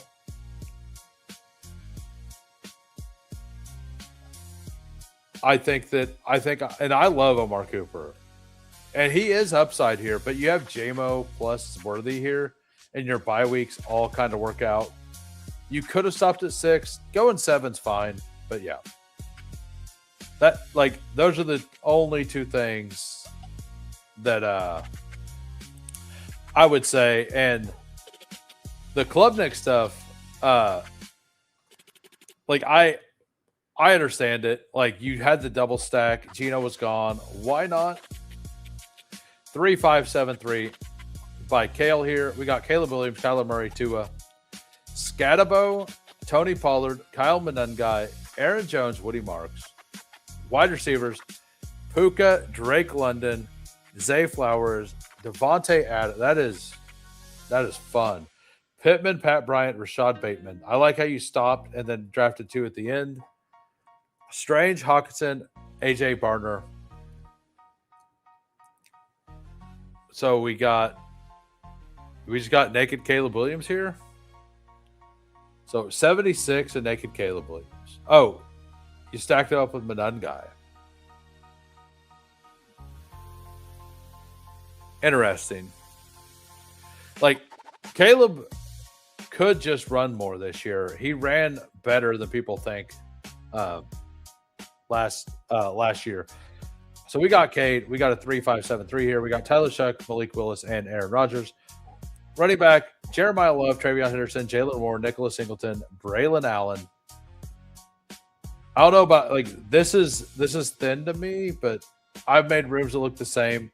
I just don't like the last two names. That's why it looks thin. Capital wise, makes sense. JSN, AJ Barner, Luther Burden, Jordan Tyson, Josh Downs, Ricky Pearsall, Travis Hunter. Absolute fire there. Kincaid, Juwan Johnson, very, very strong. If the running back room hits, this team is very strong. 3 quarterbacks all waited till late. I think there's a bunch of upside in that quarterback room too, between Shuck and Willis as well. I'm pretty out on Njoku right now, Terry. Fido Bido, let me know if you're a member or not. If you aren't a member, if you're not a member, you don't have to say anything. But if you are a member, say something in the chat. That way I can notice. I can't remember what your username is. We got a 2772 here by Game Tight. Jaden Daniels, Joe Burrow, Jonathan Taylor, Chase Brown with Burrow, Kenny Gainwell, Isaiah Pacheco, Algier, Lloyd, and Washington. That's an insane amount of RBs. T. Higgins, Terry McLaurin, so double stack T. DK Metcalf, Godwin Wilson, Adonai Mitchell, Antonio Williams for the double. Jake Ferg, Isaiah Likely. That it all checks out. It's a good a week 17 game stack here at tight end. We got Washington double stack. That's a lot of running back. I don't really feel like any other position's lacking that much. So very well built by Game Tight there. Losimo, 3-5-7-3. Prescott, CJ Stroud, Geno Smith. Walker, Bucky Irving, Jadarian Price, Rashad White, Alvin Kamara. I love the Kamara pick right now. I think I put him 12 spots ahead of ADP. Wide receiver, CD Lamb, Tedero McMillan, Jaden Reed, Jacoby Myers, Jaden Higgins, Juwan Jennings, Cooper Kupp. That's a lot of old guys. No rookies, huh? You must not want to win, bro. Tight end, Trey McBride, Hunter Henry, Cade Otton. I just don't understand what Cade Otton does for this team. I just don't understand what Cade Otton does for that team. Other than that, I think it's fine. It's really strong. I probably would have thrown the extra RB dart. But I know you use the sidekick, so the sidekick simmed that out. How off, when? And what's he replacing? Cade Otton will have 2 9-point games this year. That's my take. 3-5-7-3. Josh Allen, Jared Goff, Cam Ward. It's an insane amount of RB or quarterback. Honestly, an insane amount. Josh Allen, Goff, and Ward. Genty Cook, Javonte Spears, Ray Davis. So Genty, James Cook, Javonte. So I've talked about this a bunch, Air Jeff. I don't know how long you've been watching. I don't love handcuffing an elite running back. If you take a running back in the first 2 rounds, especially the 1-2 turn guys, it feels kind of bad to handcuff it. Now, I've done it here and there because, I don't mind it as much with Ray Davis and Emmett Johnson that go at the very, very end of drafts, where if they just hit your lineup once, it's fine. And they could do that even with the other guys smashing. So, but overall, I don't love that process, but it can definitely work whenever the RB you're taking is this late. Wide receiver, DJ Moore, Cardinal Tate, Cortland Sutton, Khalil Shakir, Stephon Diggs, Isaac Tesla, Christian Kirk. Tight end, Laporta, Helm, and Gesicki. Team feels pretty good. Like these running backs are fire. These wide receivers, definitely you have enough to work. I like the texture of Tate with Sutton and Shakir. You did pull Shakir way up, but you got the stack. Yeah, I think that makes sense. And then AMC, we got a 3-6-7-2. We will be doing another fast puppy after this. We are 11 likes away from the 5 gifted. We got Trevor Lawrence, Matthew Stafford, Jacoby Brissett. Running backs, Omarion Hampton, Devon Achane, Travis, Jonah Coleman, Katron Allen, Damon Claiborne. It's the second time in a row we've seen the 3 early with Coleman plus 2 other rookies. Was that you that did it in the last? No, you weren't in the last draft. Somebody did that exact same thing in the last draft. Malik Neighbors, who I've noticed you take like every draft, and I caution you on that. Roma Dunze, Marvin Harrison, Jordan Addison, Rashid Shaheed, Deebo Samuel, Jalen Noel. And like I've said before, like the same exact thing. The Claiborne pick doesn't need to be there. You need an extra receiver here because Neighbors isn't starting the year. Like almost for sure Neighbors isn't starting the year. Having an extra wide receiver down there instead of Claiborne is just the move if you're going to take Neighbors, try to get him through. And then Fanta and Goddard is an awesome tight end room. But you just probably disagree on the bearishness of Neighbors' knee, which is fine. Like, I'm not there. I would be playing Neighbors in 8 wide receiver builds only or with 3 other elites. I used to handcuff. I think the handcuff in the middle rounds, like even a Travion, Ramondre, or a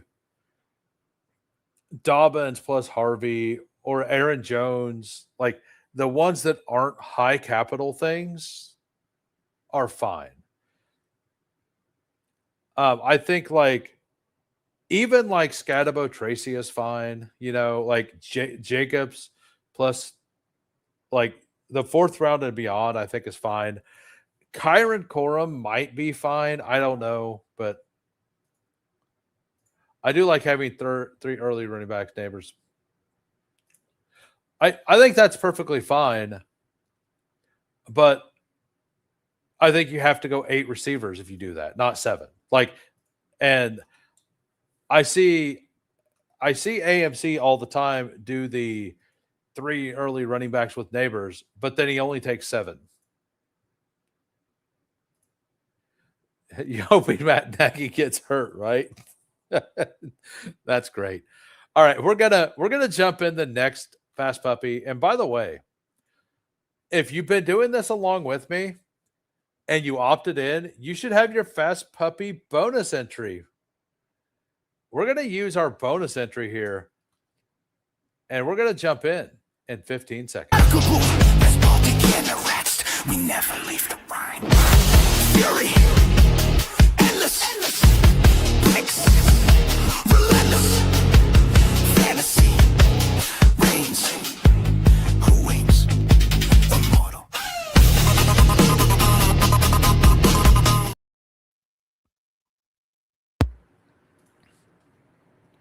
Just by the backfield. All right. Let's go. I think this song plays a little louder as well, so we'll turn it down. We got the 112. We got Mufasa at the 1. We got Kale once again at the 5. Is that 3 straight at the 5? Let me know. We got Mute Bars at the 6. I seen you chat earlier. I don't know if I brought it up or not. Game Tight at the 7. Boner at the 8. 0 at the 9. Cade at the 11. We got 47 watching. We got 58 likes. 7 likes away from the gifted members. If you're new to the channel and you haven't hit that sub, we're trying to get to 1,000 by NFL kickoff. So if you could do that, that would be great.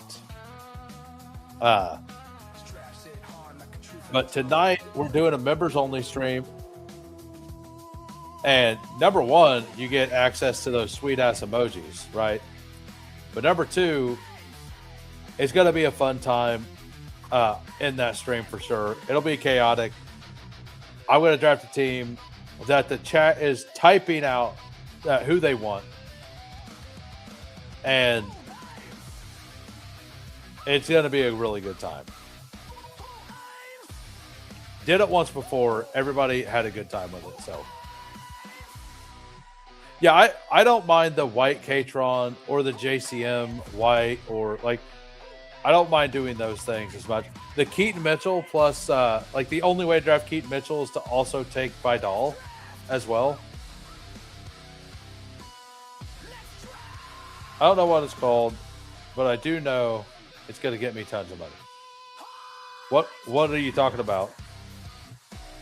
Zero's going to get smoked. Well, we have like a full lobby, and we have 40-some people watching. It's just going to be harder to get in. Just naturally.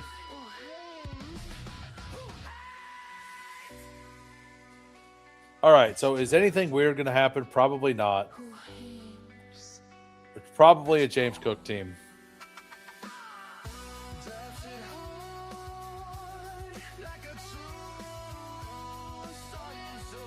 So, man,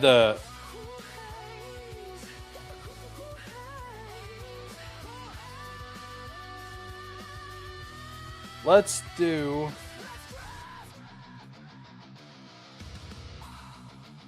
James Cook, Nico.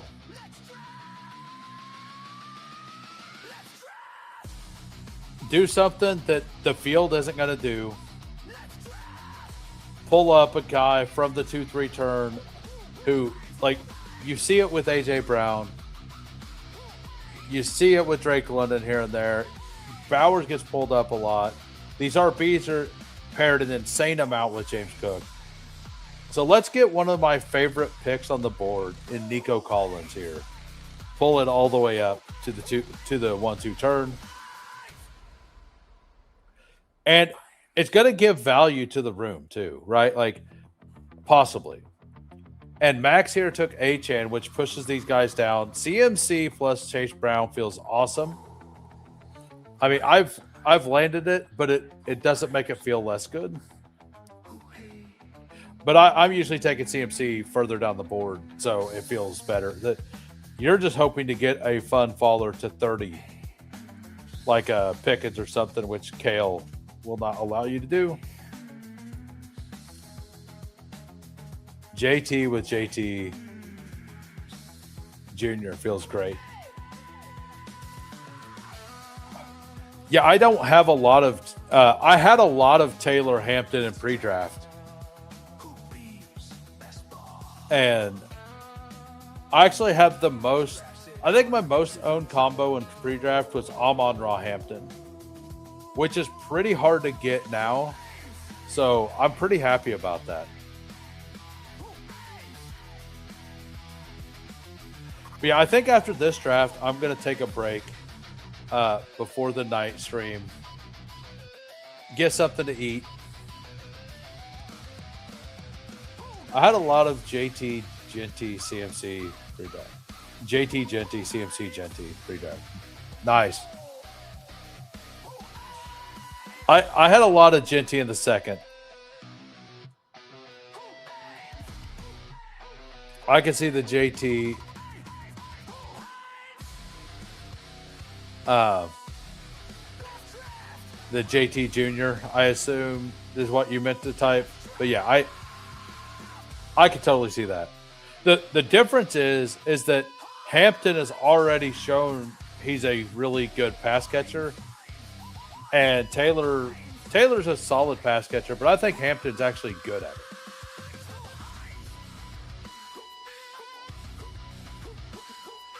I remember.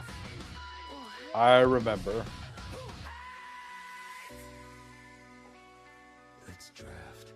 So, no, Breece Hall gets pulled up to 23. So Ibuka gets pulled up over there. Everybody's getting weird here.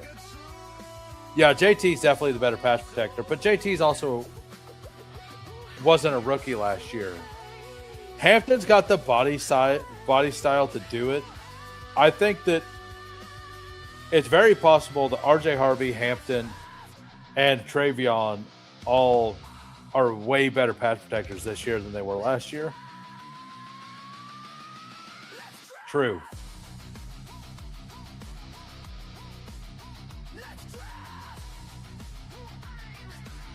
I mean, I would love to get Ladd, or like honestly, I'm fine with kind of anything here. So we're gonna take Ladd first.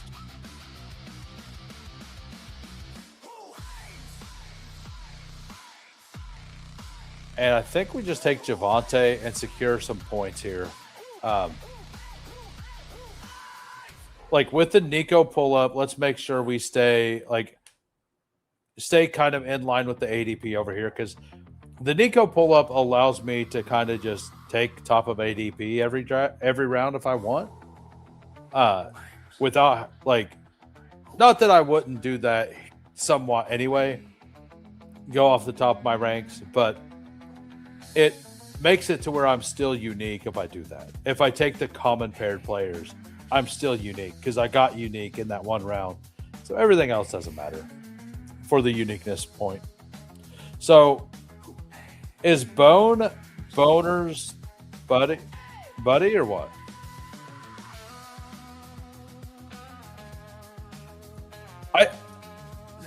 Javonte, it's just hard to argue against him getting 12 touchdowns, right? How often does he not just get double-digit touchdowns?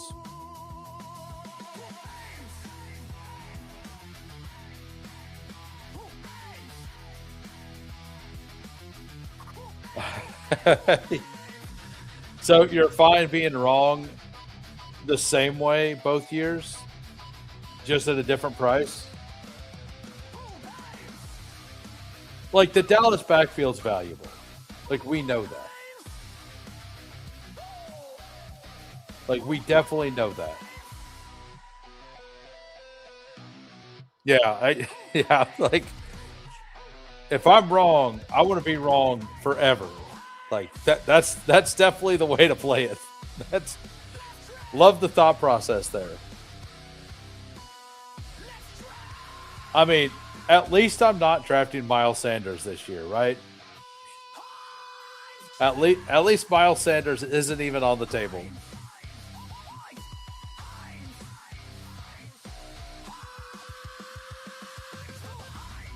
Yeah, I think if James Conner went there, it wouldn't feel that good. Maybe, yeah. Yeah, as long as I'm not drafting Miles Sanders this year, we're improving. Yeah, right? I was in on it's definitely not Javonte. I was one of those guys. The only thing I'm positive is that it's not Javonte Williams, right? That was one of my big takes last year. That was it. And the people who are like, "Are you sure?" and still took him, those are the people who won money, especially on drafters.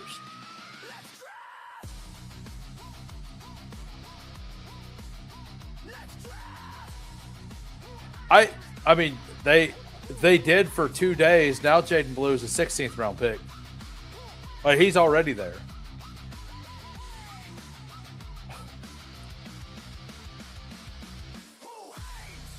All right, so I think we just click the top of ADP no matter what here. James Cook, Javonte feels good. Nico Ladd feels pretty fun. Christian Watson would be amazing with this Nico start. To get that with James Cook would be fantastic. I doubt I'm allowed to do it. Yeah, so we're gonna do Tyler Warren. I think we're just gonna take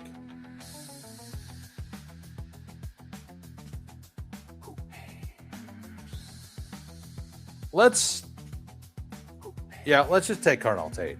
I love the Carnell Tate pick. We're just going to take Tate.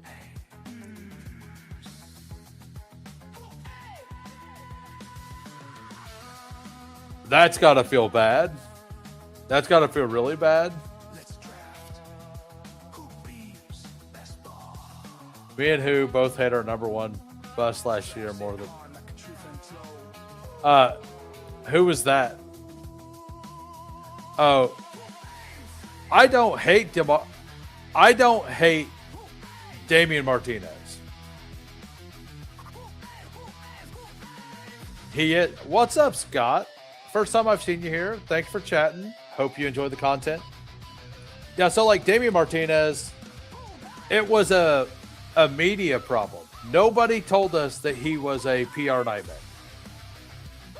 If we had heard that he was a PR nightmare in any of the pre-draft stuff, it all would have been different. Because in a class that's that deep, you just can't, you can't bet on the one guy who's got character concerns. So I still stand by talent-wise.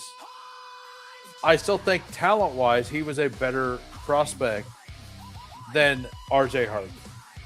Regardless of what happened in the NFL draft. And we're never going to find out because he's never going to get a chance to really play. I did not.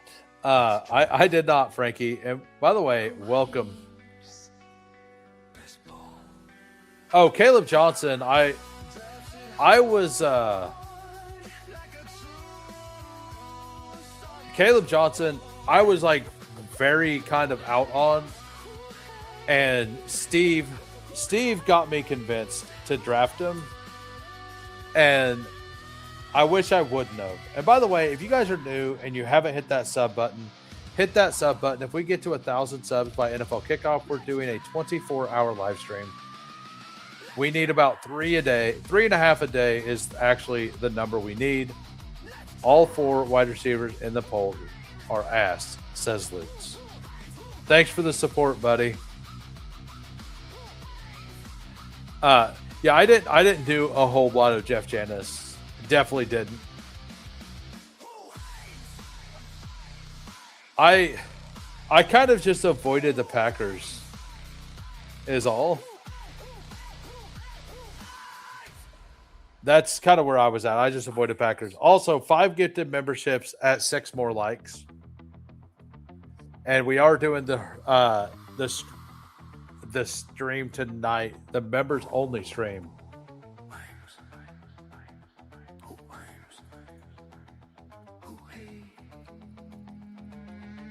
Yeah. Yeah, exactly. And he was actually a player that could create dead teams because he was going so high. Like Damian Martinez, it sucked, but at the same time, it didn't really kill you, you know. Let's go.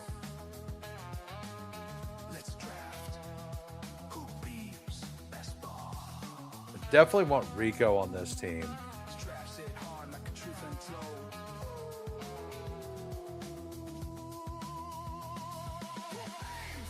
I'm going to take a naked Trevor Lawrence here. I don't know. I'm just feeling it.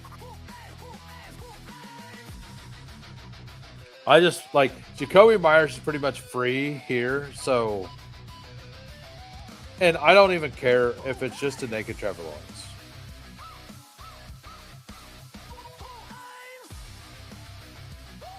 Yeah, I was very, very in on, so that was another player, the Mixon stuff. I wasn't worried about somebody in a walking boot in March. Now, what we didn't know was that the surgery or whatever got messed up and he just wasn't going to play. And Damian Martinez, I had 16% Mixon in pre-draft. I had 35% of this player because he... because we didn't know he had character concerns. I still ended up with 4 teams to the semis. I didn't get one to the finals, but I had 4 shots at the finals in the big board, even with those exposures. But I don't think we're going to get to the light goal for the gifted memberships. It kind of stalled out, guys. Kind of stalled out.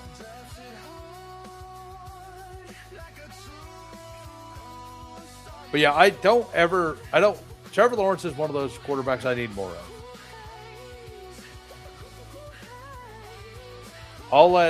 I'll leave it to the experts, Lutz. What's up, Quill? Uh-oh. You need Space Cowboy. Who is Space Cowboy?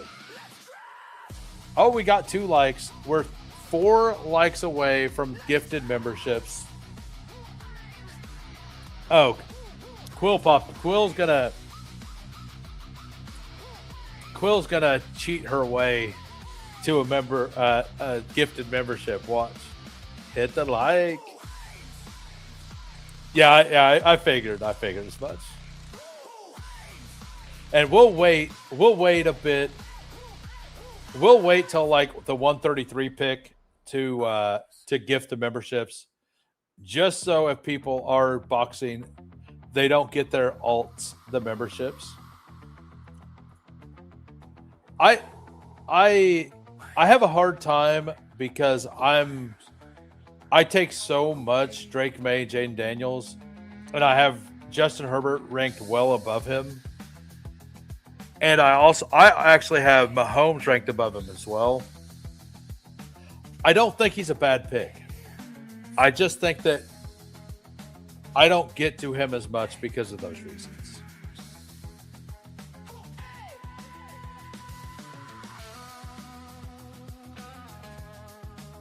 Let's draft. Who beats best ball? And let's take Harold Fannin here. Or Pitts. Let's take Pitts.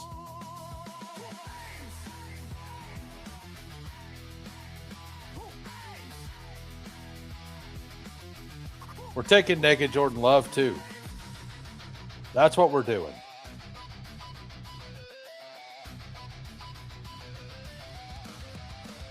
We're playing this game now to where when somebody snipes the player I want right before me, I'm just taking the naked player.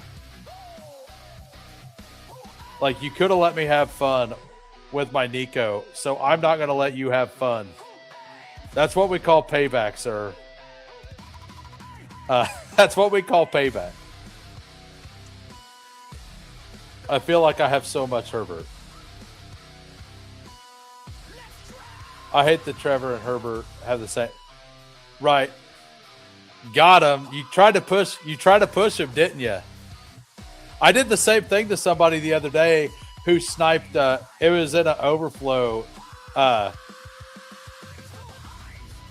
It hurt people. Exactly. Not cheating. I'm assisting the community. Damn, we got up to 78 likes. But like, I think Jordan Love could be like, I mean, obviously I'm going to take Savion Williams. And if one of you guys want to take Savion Williams in round 17, congratulations. That's all I'm going to say. Congratulations. Right. You deserve it. I'm basically taunting you guys to take Savion Williams in round 17. Nobody is going to do it. I can scream it all day. Nobody's going to do it. That's the way I look at it. Nobody's doing it because nobody else has the foresight to take Savion Williams. By the way, we got 57 currently watching. Like, thanks everybody for popping in. If you don't know, we're going to get 5 memberships here at 133, but we're going to do a members only stream tonight where I'll lay out the ground rules at the beginning of the show, but basically I'm going to let the members draft the team by typing in the chat who they want. Everybody's going to type it in. I'm going to Try to guess which name was typed in the most. Spamming will definitely get you blocked for a few minutes. But just, I'm going to try, like, it's going to be DK Millie, and then it's going to be 50-50 equity split with the chat if that team gets to a finals. I would take Lloyd the Void over Savion. I mean, right. That's why nobody's going to do it. Naked love is the only love.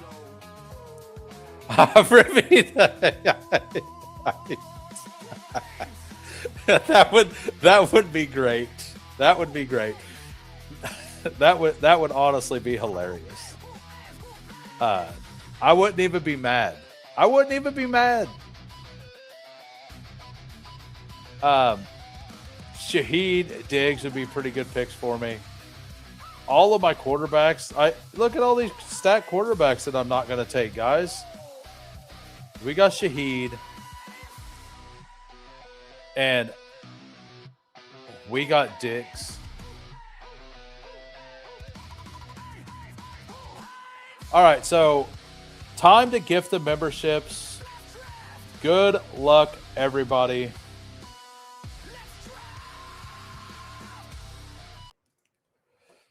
Gifted memberships go to Lutz, DMC, Tiller Turtle, Reflect the Sun, and Game 639. I don't know who that is. Welcome. Welcome to the Who Crew.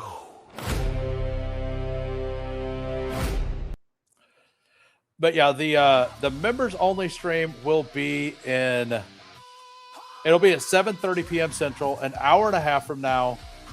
I think the thumbnail was fire.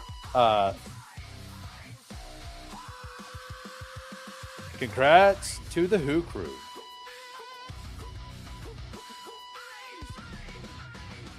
I mean, you probably don't have auto pay on, is all. I mean, you could just gift one back if it bothers you, you know. But I noticed that, and I was like, I bet he doesn't know that. Rigged. But yeah, like all the members rolled over like 3 days ago, I think. So if you don't have auto pay on, you just weren't a member, basically.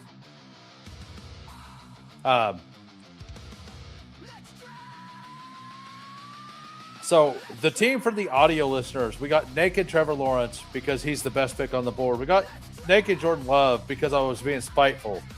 We got running backs. We got James Cook, Javonte Williams, Rico Dowdle. Wide receivers, Nico Collins, Ladd McConkey, Cardell Tate, Rashid Shaheed, Stephon Diggs, and then Tyler Warren, Kyle Pitts. I don't think Rice will drop at all. I think Xavier Worthy gets completely destroyed. That's what I think happens. Because Diggs, Diggs is a really good receiver, but the connection they have with Rice is something else. He doesn't have a connection with Worthy. And we're having a really good time in here. Yeah, just give yourself a membership. Way easier, says Bestball on Call. Look at that. Sladen gifting a membership. Who got it? Harry Doyle. Welcome to the Who Crew.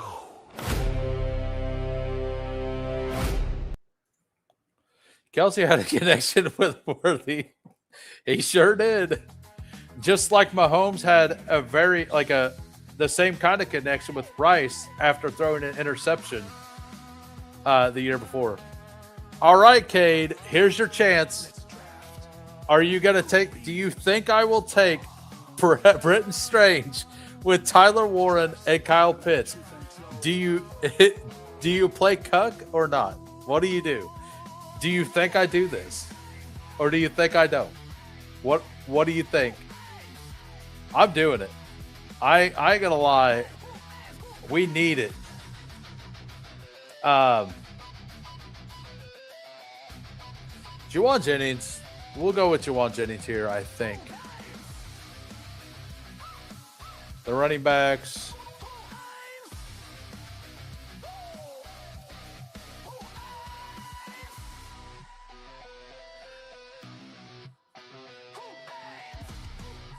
Laughing so hard, I'm typing. What are we talking? Why are you laughing?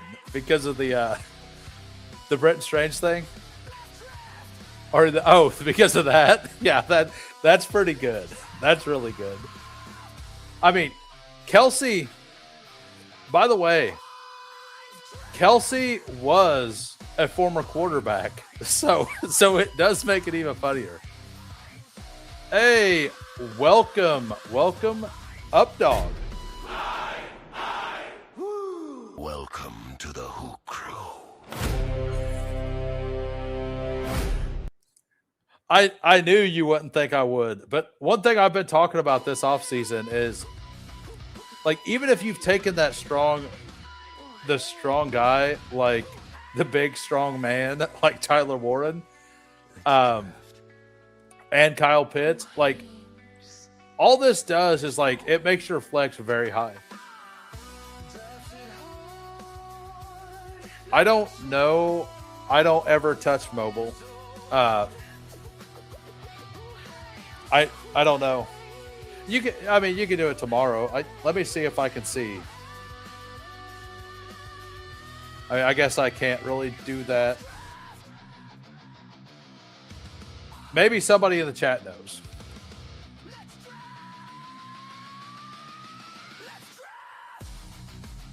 Maybe from the dollar symbol? I believe that's definitely going to be Tua. Did the same 3 tight ends in Zero's other draft.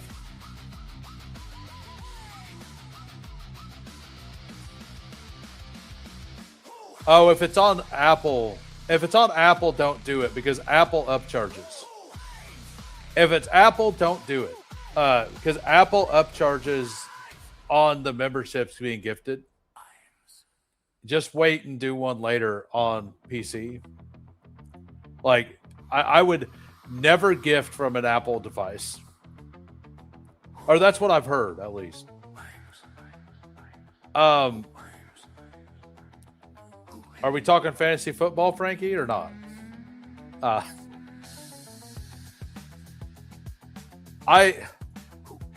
I've waited all the way to to basically these picks. Look at that. 5 gifted by Updog. Who got the gifted? Let's go look. Paulino, Servo, Dougie Fresh, Ig, Zeno, Jonathan. Congratulations. Welcome. Welcome to the Who Crew.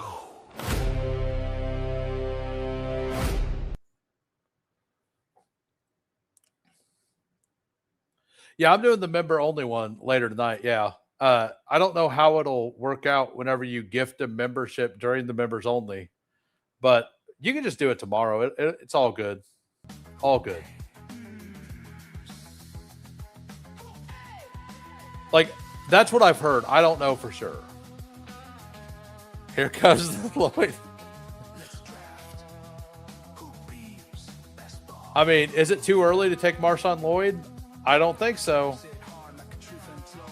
Let's get him. You're up. All right, I'm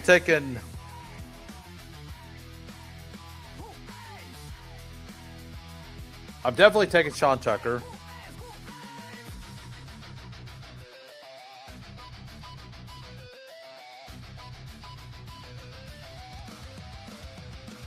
And then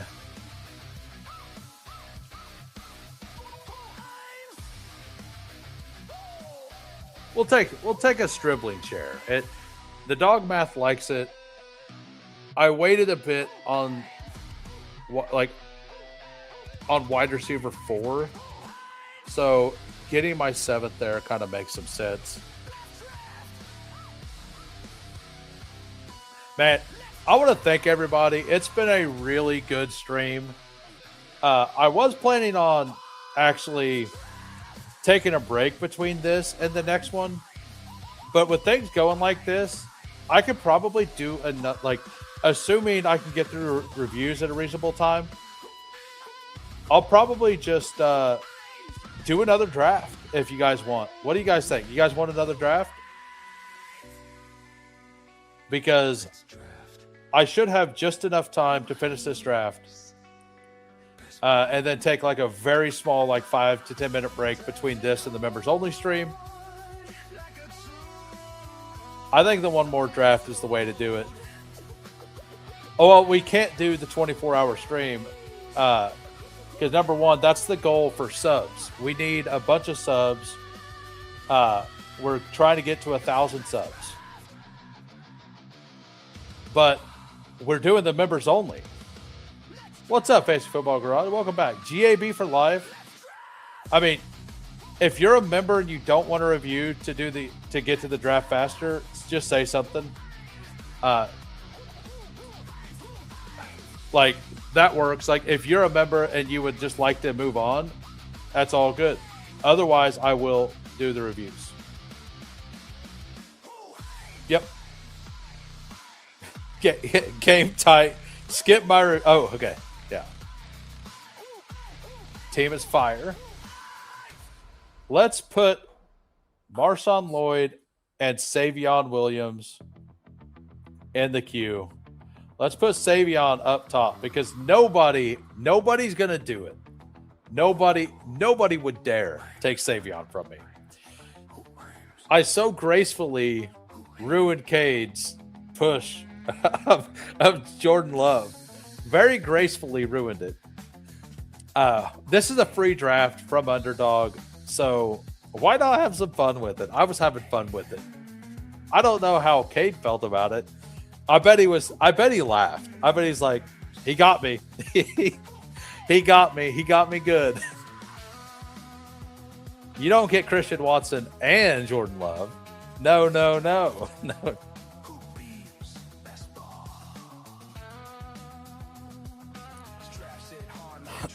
But yeah, thanks everybody for the support. It means a lot.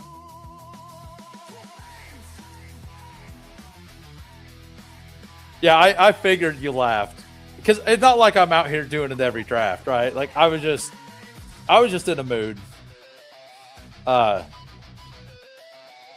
I thought it would be good for the bit. I thought it'd be a good little bit. I fully expected 203 for Savion to go, but if both of them are there, I don't think he wastes his time. I mean, Katron Allen would be absolute fire. I mean, it likes Braylon Allen. I don't like Braylon Allen this year, but I do need to take a share or two of him. It likes Chris Brazel too. Here we go. Does he do it? He's going to let it time down. I know. I can tell he's going to let it time all the way down. What do we got here? He did it. All right, we go Brazel, we go Katron. It's all good. What you needed to win this contest is naked Jordan Love. That's what you needed. We got a 2-5-8-3 here. We got Trevor Lawrence. We got Jordan Love. We got James Cook, Javonte Williams, Rico Dowdle, Sean Tucker, Katron Allen. Not bad. Wide receiver, we got the Nico bring back on the naked Jordan Love. We got Ladd McConkey, Cardell Tate, Rashid Shaheed, Stephon Diggs, Juwan Jennings, Stribling and Brazel.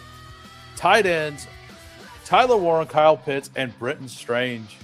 So we do have a stack. We have no bringbacks. Oh, wait, we do have a bringback. We have Nico Collins and Jordan Love. No, it was deserved. It was deserved. I taunted you. I deserved it. I didn't think you'd do it. I thought it was hilarious. All right, so if you're a member and you don't want to review, say something in the chat. Game Tight already did. Because we will get to another draft. And what we're going to do is we're actually going to switch over and do an eliminator. Actually, I will put it in the... So, Elim or Puppy. So, type 1 for Elim, 2 for Puppy. 1 for Elim, 2 for Puppy. The Elim would start, like, because you got to do 4 Elims. If you're new, if you're just popping in and you have Underdog, go to your apps and go check the promos on the phone.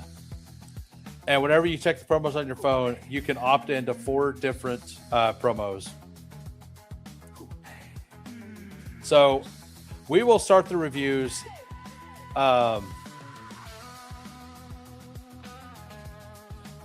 Give me a second.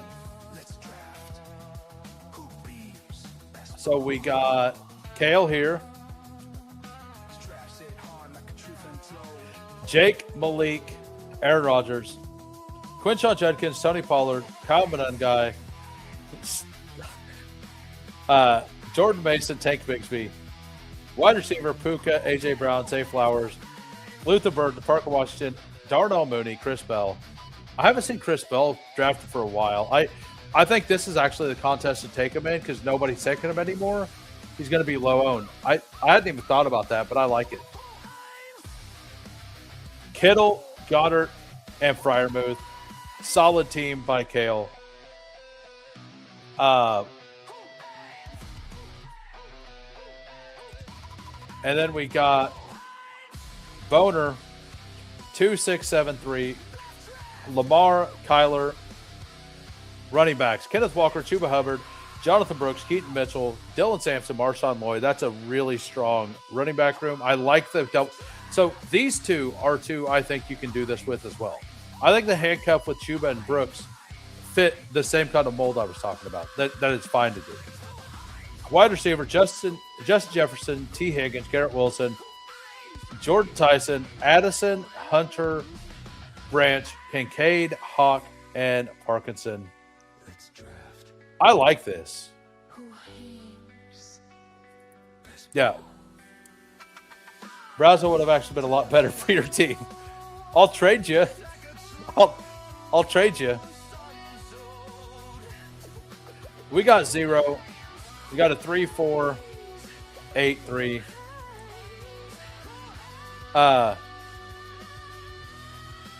We got Drake May, Justin Herbert, Bo Nix, Hampton, Taylor, Kyron, Mike Washington. Love the push to Washington on this. Waddle, DJ Moore, Golden, Coker, Trey Tucker, Boston, Trey Harris, Tyquan Thornton. Tight ends, Tucker Kraft, Kenyon Sadiq, Greg Dulcich. Very solid team. Then we got Cade's team, 3-5-7-3. Prescott, Bryce, Gino. I didn't even notice you had Bryce. He just popped in the dog math. That makes it even funnier. Saquon Barkley, Travis, Harvey, White, Tracy. Wide receiver, CD Lamb, Malik Neighbors, Watson, Brian Thomas, Flournoy, Adonai Mitchell, Savion Williams. Fannin, Likely, and Stowers. Like I said before, I think every Neighbors team needs to have 8 receivers. But that, other than that, it's a fine team. So, what are we drafting? That Boner isn't me. He's an imposter. Did I review the wrong one? Did I review the wrong one?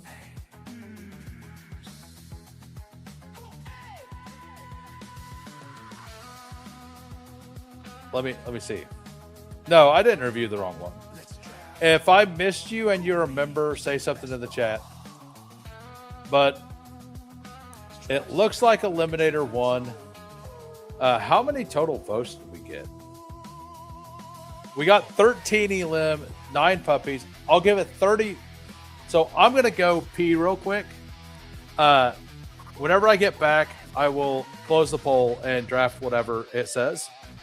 Be right back.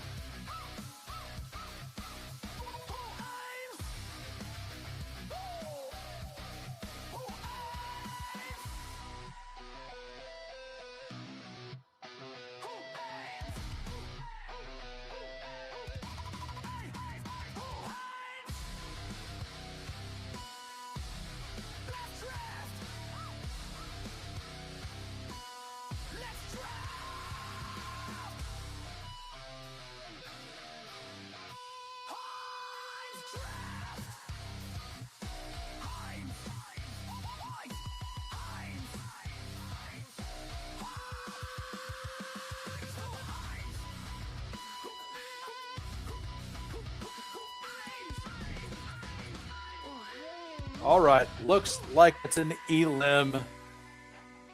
Looks like it's an eliminator, everybody.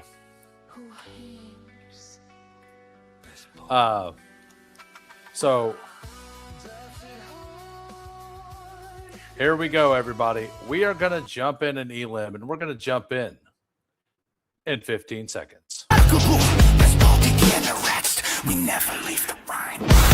Fury, endless, mix, relentless, fantasy, reigns. Who waits? Immortal.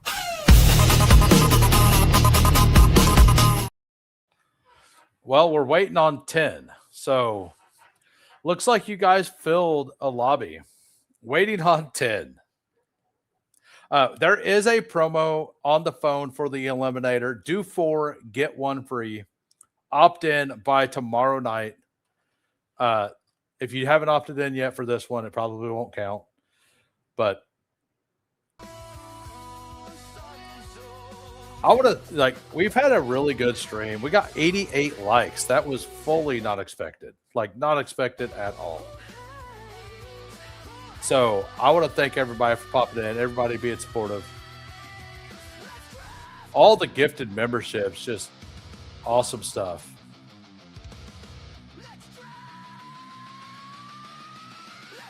Yeah, you guys filled the first lobby. You guys filled the first lobby. That's what happened. We got the 101. We got Game Tied at the 3. We have 0 at the 5. 4 Wayne at the 6. Biff Tannen at the 7. And we got Mute Bars at the 11 and Cade at the 12. Good luck, everybody. And Influencer 101. What's up, Tiger? How we doing? So if you guys haven't watched the Eliminator strategy video I did, I talk about it a lot. If you are a member, go back and watch it. I don't know who all has watched it, but I've pretty much only got positive feedback on it. Like, and you have access to a chart in my Discord, which is the chart I use for the video.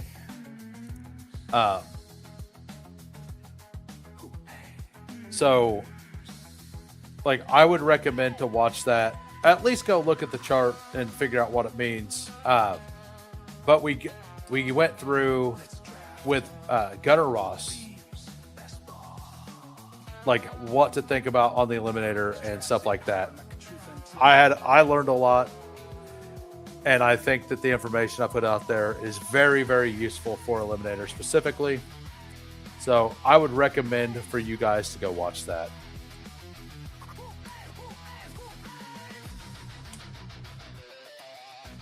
You got the same people in the other one? Nice. Very nice.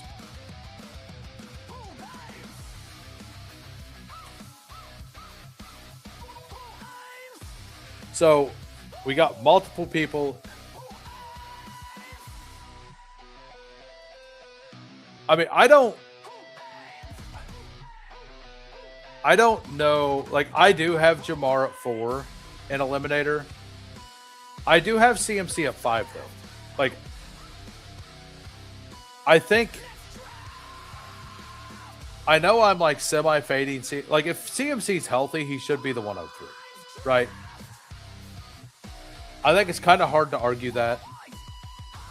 If we think that CMC is going to be efficient, not lose a step, and he's going to stay healthy the whole season off of the 400 plus touches, like, he should be the 103, maybe even the 101. So, like, I have no problem just playing it where the Eliminator, which is a contest I plan on doing, I'm going to do 100, or like, I may max it, but I'm definitely doing 100 of them. I think I'm fine just playing it as, in the Eliminator, CMC is a guy I'm just overweight on.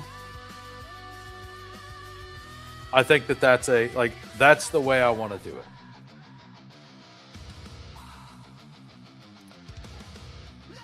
So these So AJ Brown gets pulled up to 15.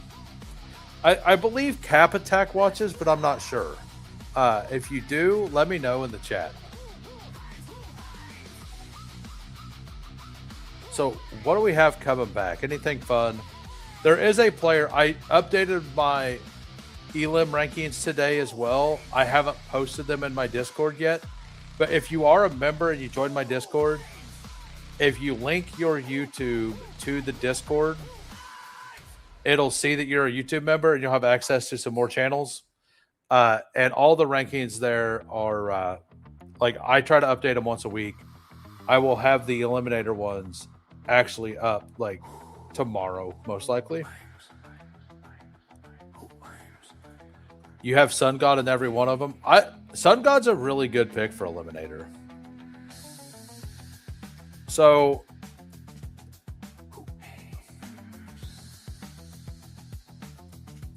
I'm going to take Brees first. And I'm also going to switch to this.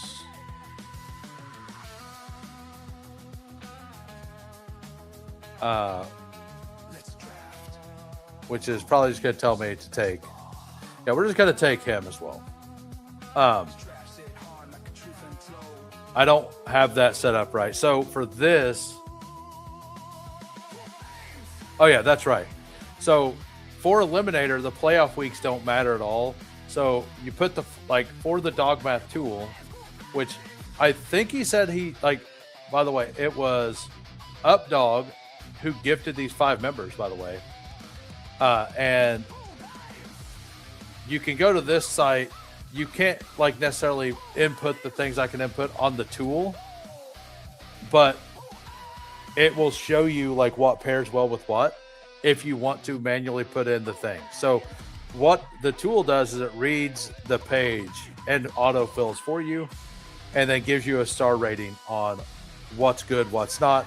So it's not necessarily simming anything, but it knows what players have good matchups in the week that your players don't have good matchups. I don't have enough knowledge in the Eliminator to do one. What are some key points when drafting that over a puppy? So, if you want to know about Eliminator, I would recommend to become a member and watch the members only stream. But for a baseline point, the way it works is it's head to head, it's 6 of 12 advance, and then it's head to head every week. So stacks don't matter as much because you don't need the gigantic score in the finals, right? It's all about surviving, which means you want to have a high floor, but also the ability to spike. The bye weeks, when the bye weeks are, the strength of schedule early in the year, stuff like that, all that stuff kind of matters. And the charts that I made for Eliminator specifically all have that stuff tied into it. And you get access to that by becoming a member. And I think it's very useful. I think the Who Crew is going to do pretty well in Eliminator this year.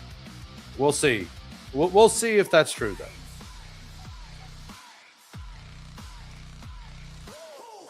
So basically you want to make sure you don't, you want to be more solid through all the positions as well. And doing what I did here, I have my flex most likely filled out most weeks. You also don't want to stack your bye week. You want to avoid overstacking a bye week, because if you get to that bye week and you have 4 people on bye and 2 people injured, you're very reliant on exact combinations to have a good week.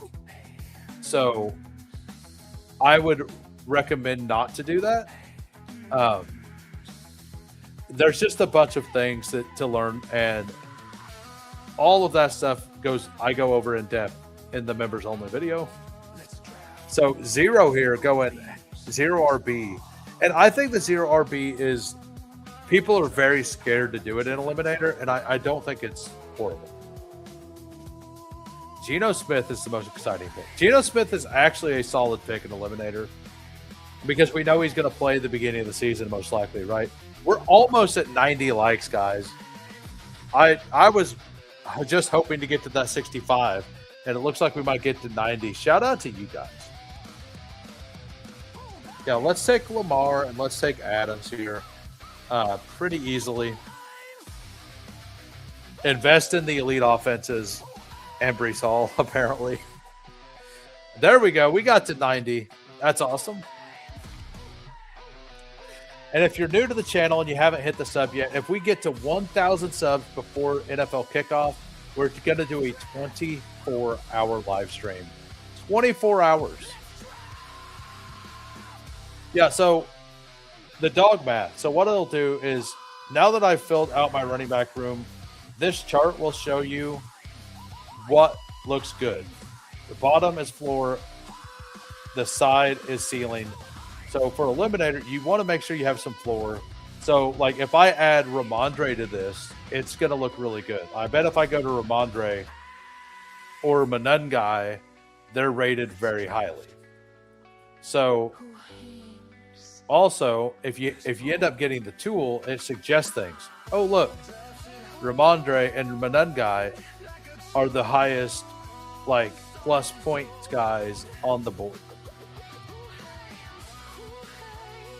And that's like in an average, like if you, all you need to do is go to the stream I did with Updog the first time. He'll be back on whenever it's fully ready to launch, and we will be going over it a little more as well. But you can go use the solver, the Dog Math Draft Solver for free at the website I put in the chat just a little bit ago. You can sign up there. Use it for free if you want to manually put the stuff in. Him and I, to kind of showcase it a little bit, we did 33 MLB drafts.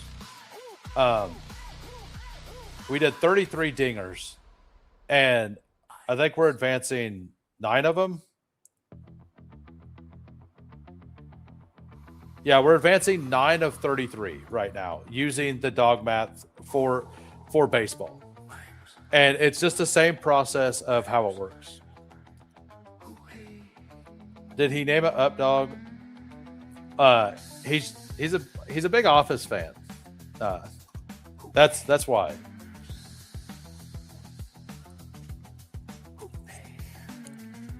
Let's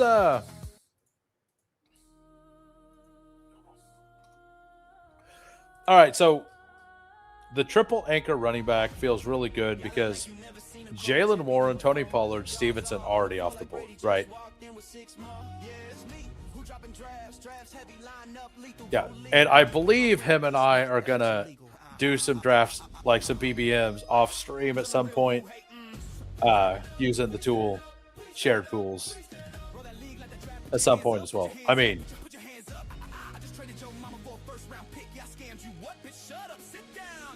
that, I think I would just take one of these guys and call it good, honestly. Like the Joe Burrow pick for Elim is pretty solid. So there's no way Manungai falls back to me. Why is Joe Burrow higher? Yeah, I'll just take Drake May and be done. Right? Like, I mean, I would even do, yeah, we're going to do that.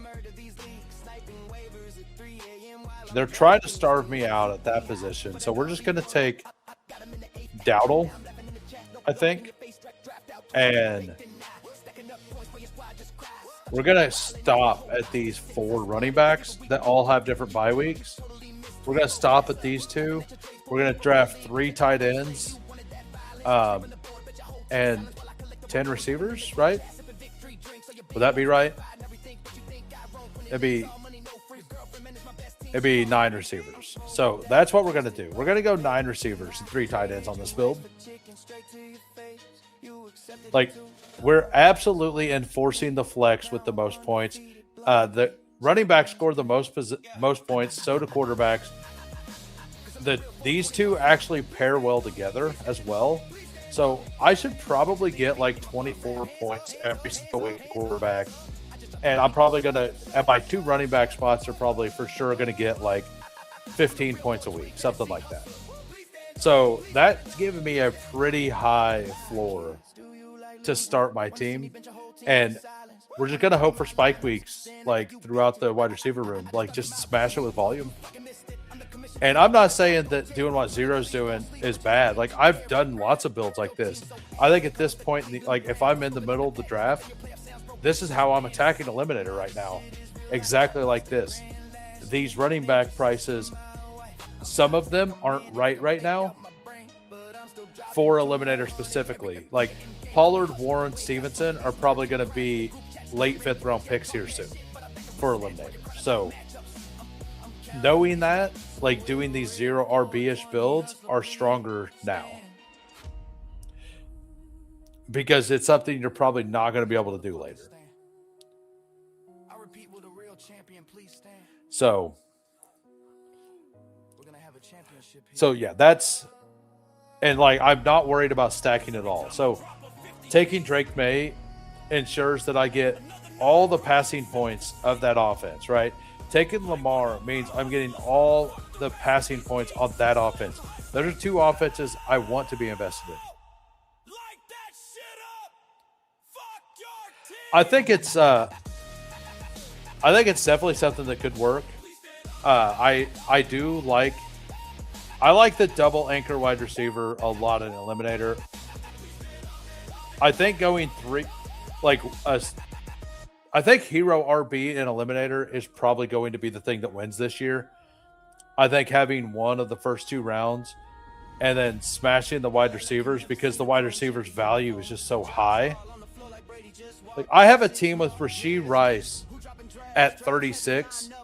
It's a Derrick Henry, James Cook, Rashee Rice, David Montgomery start, which is so good. And then I still got, I think I got Christian Watson back as well.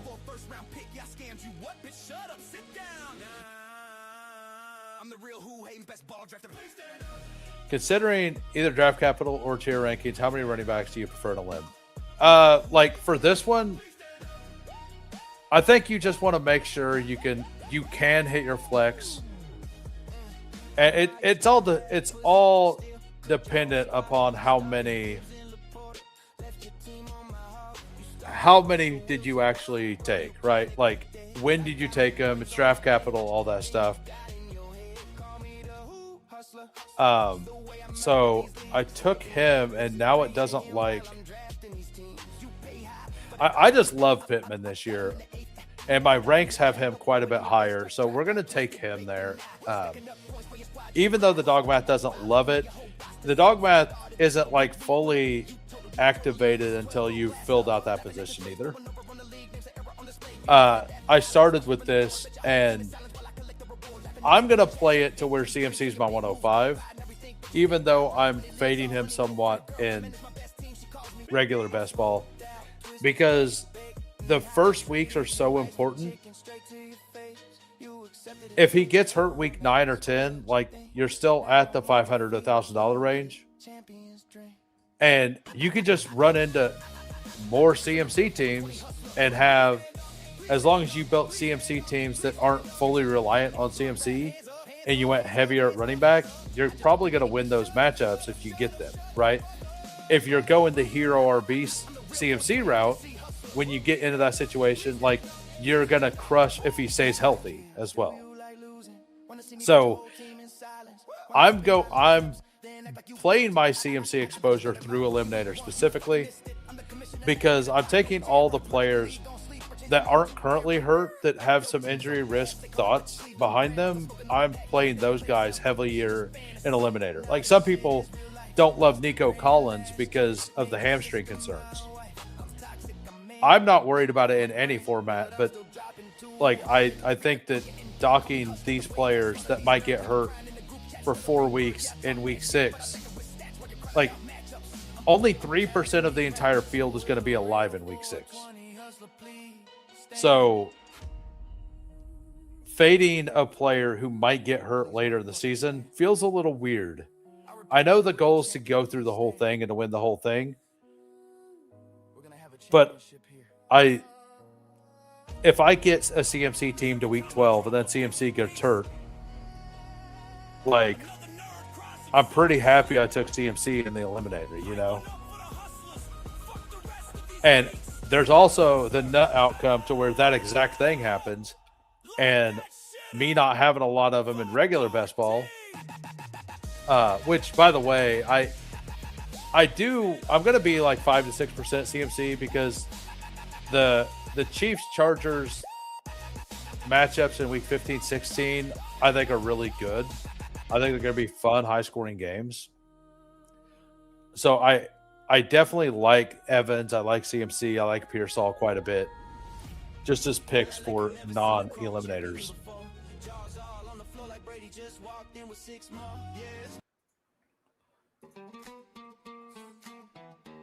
All right, so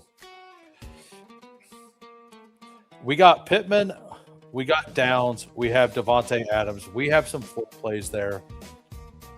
So this room's actually pushing quarterback, huh? I mean, I will just take another one. I'm not opposed. Kelsey's kind of a smash pick for my team. And there's another player I really like here, actually. Like, Love is a bad pick for me, though, because of Drake May. Because of the double bye week. So, like, and if we go to my ranks, you got to see it's actually Kincaid and Andrews, right? And that's what we're going to do. We're going to take it based on my ranks. We're going to go Kincaid. We're going to go Andrews.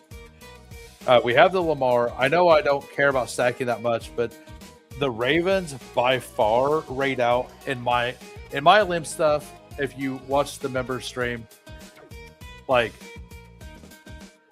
the Ravens by far rate out the best for the way I laid out the eliminator stuff. And all of the Ravens are well above 80. I'm probably going to have 25% of all Ravens in the eliminator. Just because they rate out very, very well.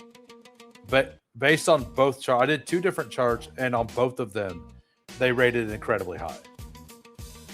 So I'm going to just take them all the time. And I feel very good about Dalton Kincaid in the eliminator as a spike week guy. Like, Andrews plus Kincaid, and then one more tight end here with another wide receiver. Like, wide receiver will be weak here, but we're not looking. We're just looking for a spike week here and there from these guys, right? We're going to fill our flex most likely with these running backs, right? Between Dowdle, Javonte, Brees, and Gibbs. Our quarterbacks are very strong. Our tight end, like, we have a pretty good floor between Kincaid and Andrews, in my opinion, as well. Like, so Devontae Adams, like, let's say he doesn't score 14 touchdowns and he only scores 9 this year. Well, that's pretty good for eliminator. Downs is going to have a much bigger role, and Pittman, I think, is going to be the number 1 target in Pittsburgh. So, like, I know it doesn't feel strong, but it has a big floor, which gives me the opportunity to take spike week players down through the rest of the draft. And if I can just get one spike week player to hit, and the combo of those 3 wide receivers take up 2 spots, and the one spike week player over the next 6 receivers I take hits every week, like, I'm cooking, right? That's the thought process of how I'm going to build most of these eliminators when I go heavy wide receiver or heavy running back early. I don't always take like a Drake May here. Like, taking Harrison there would have made sense. Taking a Parker Washington would have made sense. But May fell too far, and I just went ahead and did it. I don't think it's that bad. to make sure, because if I would have waited until like this pick and taken Jordan Love, I probably still would have added a third quarterback. I'm not going to do that, so it gives me an extra dart later. And by the way, if you guys are new to the channel and you haven't hit that sub yet, go ahead and hit that sub. We're trying to get to 1,000 subs at 1K subs pre NFL kickoff, 24-hour live stream. So Aaron Rodgers, as you see, I have him ranked 13 spots ahead of ADP. I really like Aaron Rodgers in the Eliminator. Like, I like him a lot in the Eliminator. Hunter Henry, I have ranked above Chig in the Eliminator based on the way the rating stuff happens. I think that it makes sense. So my personal stuff has Flournoy pretty high. I'm going to take Trey Tucker and see what the math does.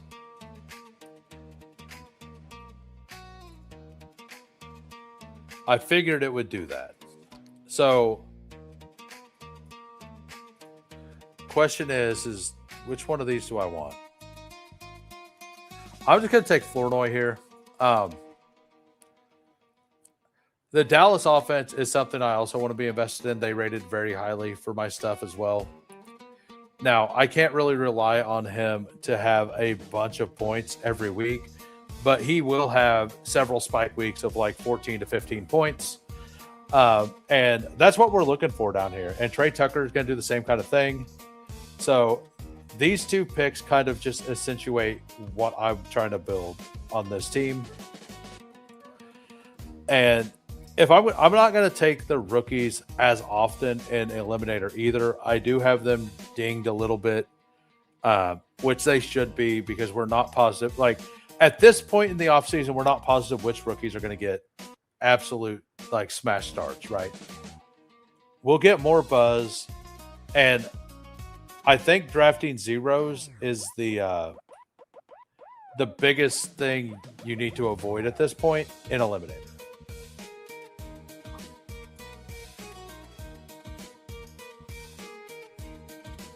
So hopefully you guys are enjoying the content here. We still got 50 watching. We've had 50 watching concurrently the entire time. Also, if you're watching over on X, and we have some of you watching over on X, if you could do me a favor, click the link in the descriptions. Go give me a sub. It would help out a ton. It would help out tremendously. So on the way back, I will probably take another tight end and a wide receiver, or double wide receiver again. For the audio listeners, we have a 2-4-5-2. Lamar Jackson, Drake May. It is an eliminator.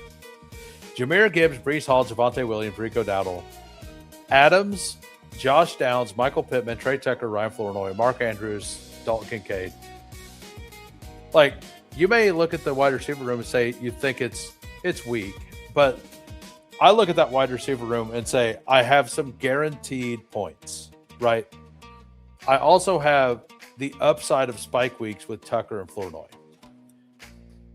And I think that to cobble something together every week and to add some fun clicks down here at the back end of the draft, I think it works really well. Now, we'll see if I do any good in the Eliminator. We'll see. I put a lot of time into doing this stuff. I'm hoping last year I did not do well in the Eliminator, but I didn't put the time into it, and I did 75 of them. And when I had 43 drafts done, I've said this before, I had 28% Rashee Rice in the third round. And then he moved to the second. I stopped taking him, and then he got suspended. So that was bad. And I also had 15% Quinshon Judkins before that news broke. So I kind of got railed in the news department. So like, I know I was saying I don't love the rookies in Eliminator. But having Andrews and Kincaid here, I do think makes that a pretty fun bet. So it loves Trey Harris here, huh? I'm going to take Trey Harris first because he is kind of an upside kind of play. It doesn't like Boston at all. And I still love Sadiq. So I'm going to go ahead and take Sadiq here. Like having him as a third in a room like this, the double week 13 bye does kind of suck, but we'll deal with it. Like if we get to week 13, it's like plus 2K or something crazy. And we still have a decent capital guy there. And you could just run into a team that only drafted 2 guys and one of them was Andrews because Andrews is smashing and the other one is hurt, right? And you just get some points there. And all you have to hope for is that when you get to that point, if you have, like, it's still a head-to-head. So you could just draw into something that's a good matchup too, right? Another person who doesn't have an active tight end.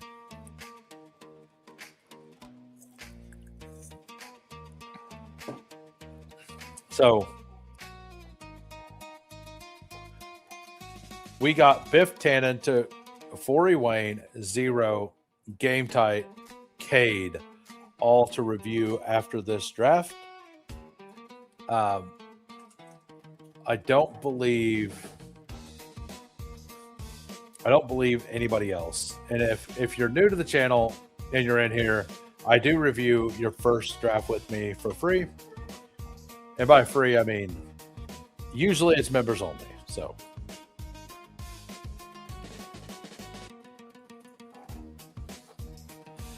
all right, we got yeah, so tomorrow, by the way, Meg from Fanspeak, she's going to be on. Not sure what we're going to draft yet, but she's going to be on for 2 hours, and then I'm not sure exactly what, like, and then Nice and Blunt at 6 p.m. Central. Nice and Blunt and I are doing a collab. We're gonna start doing a weekly collab on Tuesdays, most likely, and that's going to be really good. It's going to be a little bit different pace than normal best ball drafts. So we haven't completely ironed. This week we're going to kind of fly by the seat of our pants, but next week we'll be fully like locked in into what that is. But we're going to announce that, or we're going to start that tomorrow as well. So Meg will be on, and then we're doing a Nice and Blunt collab. Going to be a really, really good time. It should be fire. Both should be fire. I got the Meg thumbnail done. I sent it to Mike Rob. Don't tell people what it is, Mike Rob, but it's awesome. Like Mike Rob was like, that is perfect. Like the thumbnail for tomorrow is awesome. That is just a fact. All right, so we're just looking for upside swings here. I'm going to take Darnell Mooney, I think. Oh, let's take Zachariah Branch. We have a double week 13 bye here. We can go with the double 11. We're taking 9 of these guys, so some of them will pair up. Darnell Mooney, I think, is the move since we took Branch there. And then we have one more. We just lost a like, everybody. Somebody double liked and took away the 95th. Apparently they don't like Meg. How dare you? Maybe they don't like Nice and Blunt. I don't know. Maybe. But man, like thanks to everybody who supported today. We got Updog twice. We got Sladen. We got Boner. we got W for Omega gifting memberships out here. Thanks to all of you guys. That's awesome. I'm looking forward to the members only stream. We just lost another like. But we're gonna do the members only. The member mania is what we're gonna call it.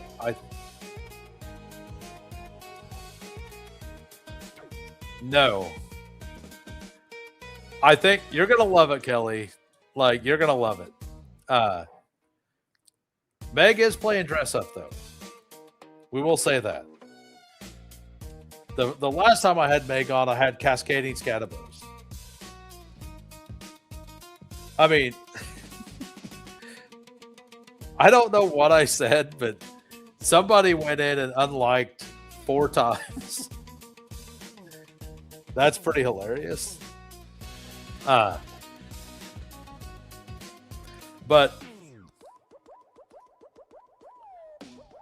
yeah, Meg is definitely playing dress up. I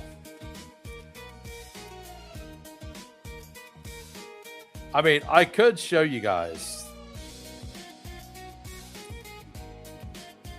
I don't know. Should I? I think it'd be better as a surprise, actually. So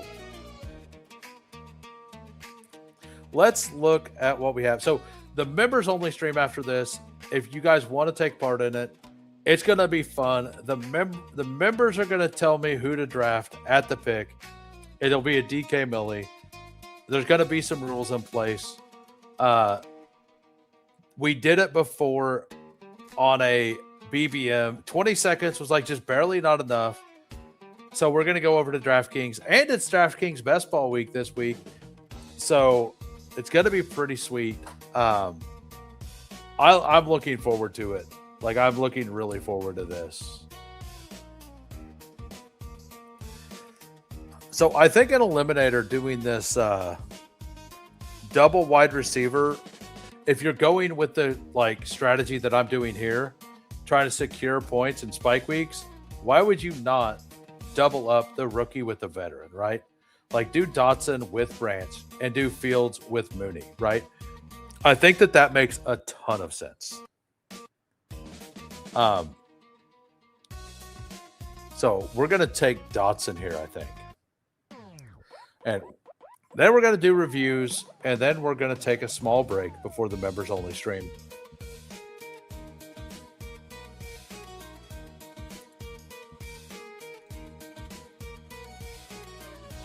All right, we got either one of these perfectly fine.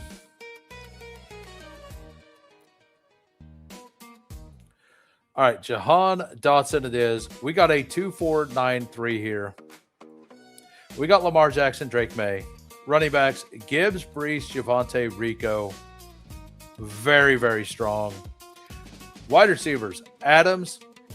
Then we pushed Josh Downs, Michael Pittman, Trey Tucker, Ryan Flournoy, Trey Harris, Zachariah Branch, Darnell Mooney, and Jahan Dotson. Honestly, I think it's good enough.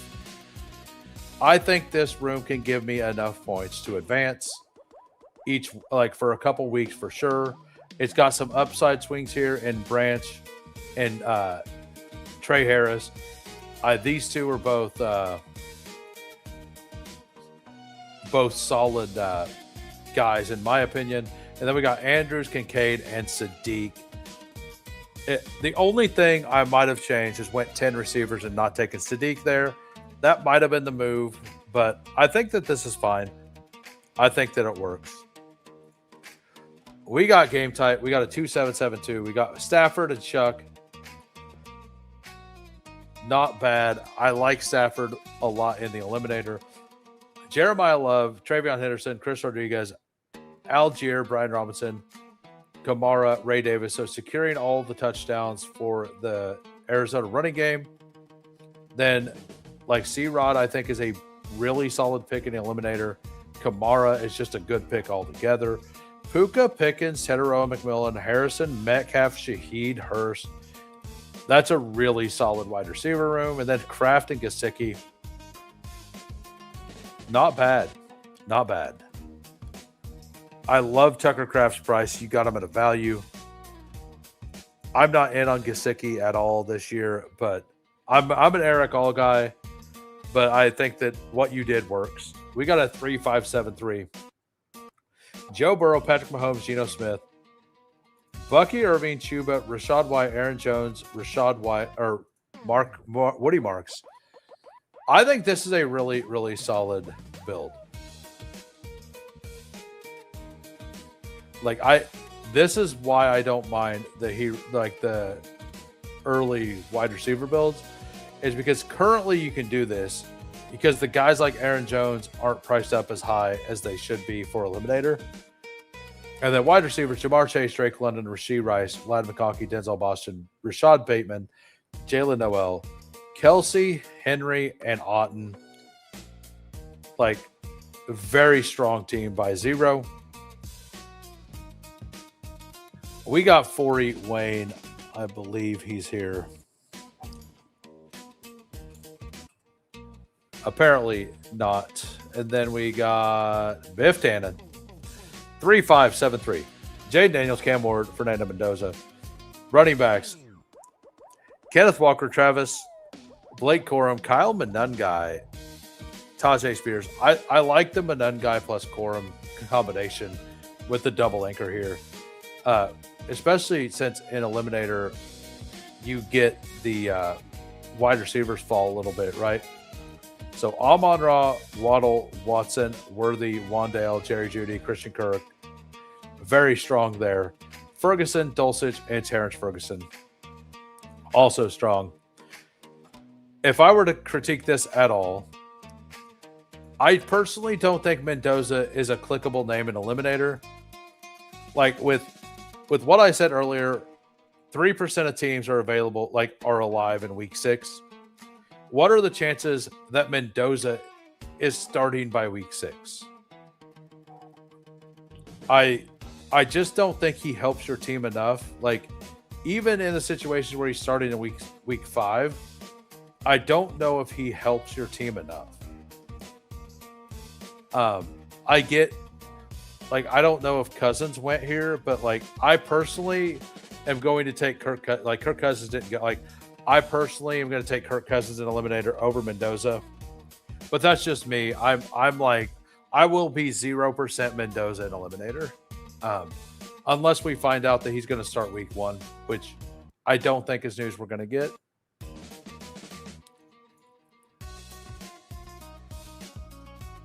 Right, I get that. You don't need him until after week 7, right? Until week 7. Until after your second quarterback spot. You mean after week 9? I get it, but part of having a third quarterback is they will randomly give you a 24-point game, and Jaden won't always put up 20-some points, right? So it enforces your floor by having that third quarterback. In BBM, where all the money's won in week 17, I think it makes sense to take Mendoza. I think his ADP is correct. I personally don't. I get this. I don't think the Mendoza is a clickable name in Eliminator. It's just where I'm at. And if he starts week 1, he is worth a better price than this. So, I get that. I don't think he will start week 1, but yeah.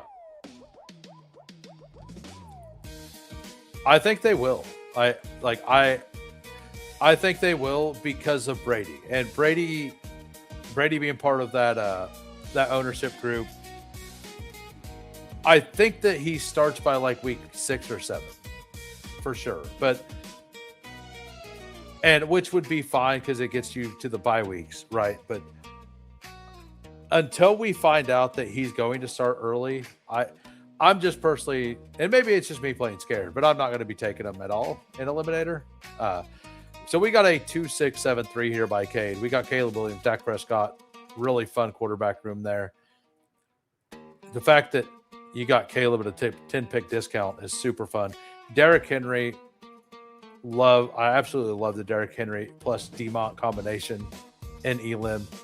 Jonathan Brooks, Tyron Tracy, Justice Hill, George Holani, Jefferson, Higgins, Rome, Myers, Naylor, Debo, Malik Washington, Tyler Warren, Dallas Goedert, Aronde Gadsden.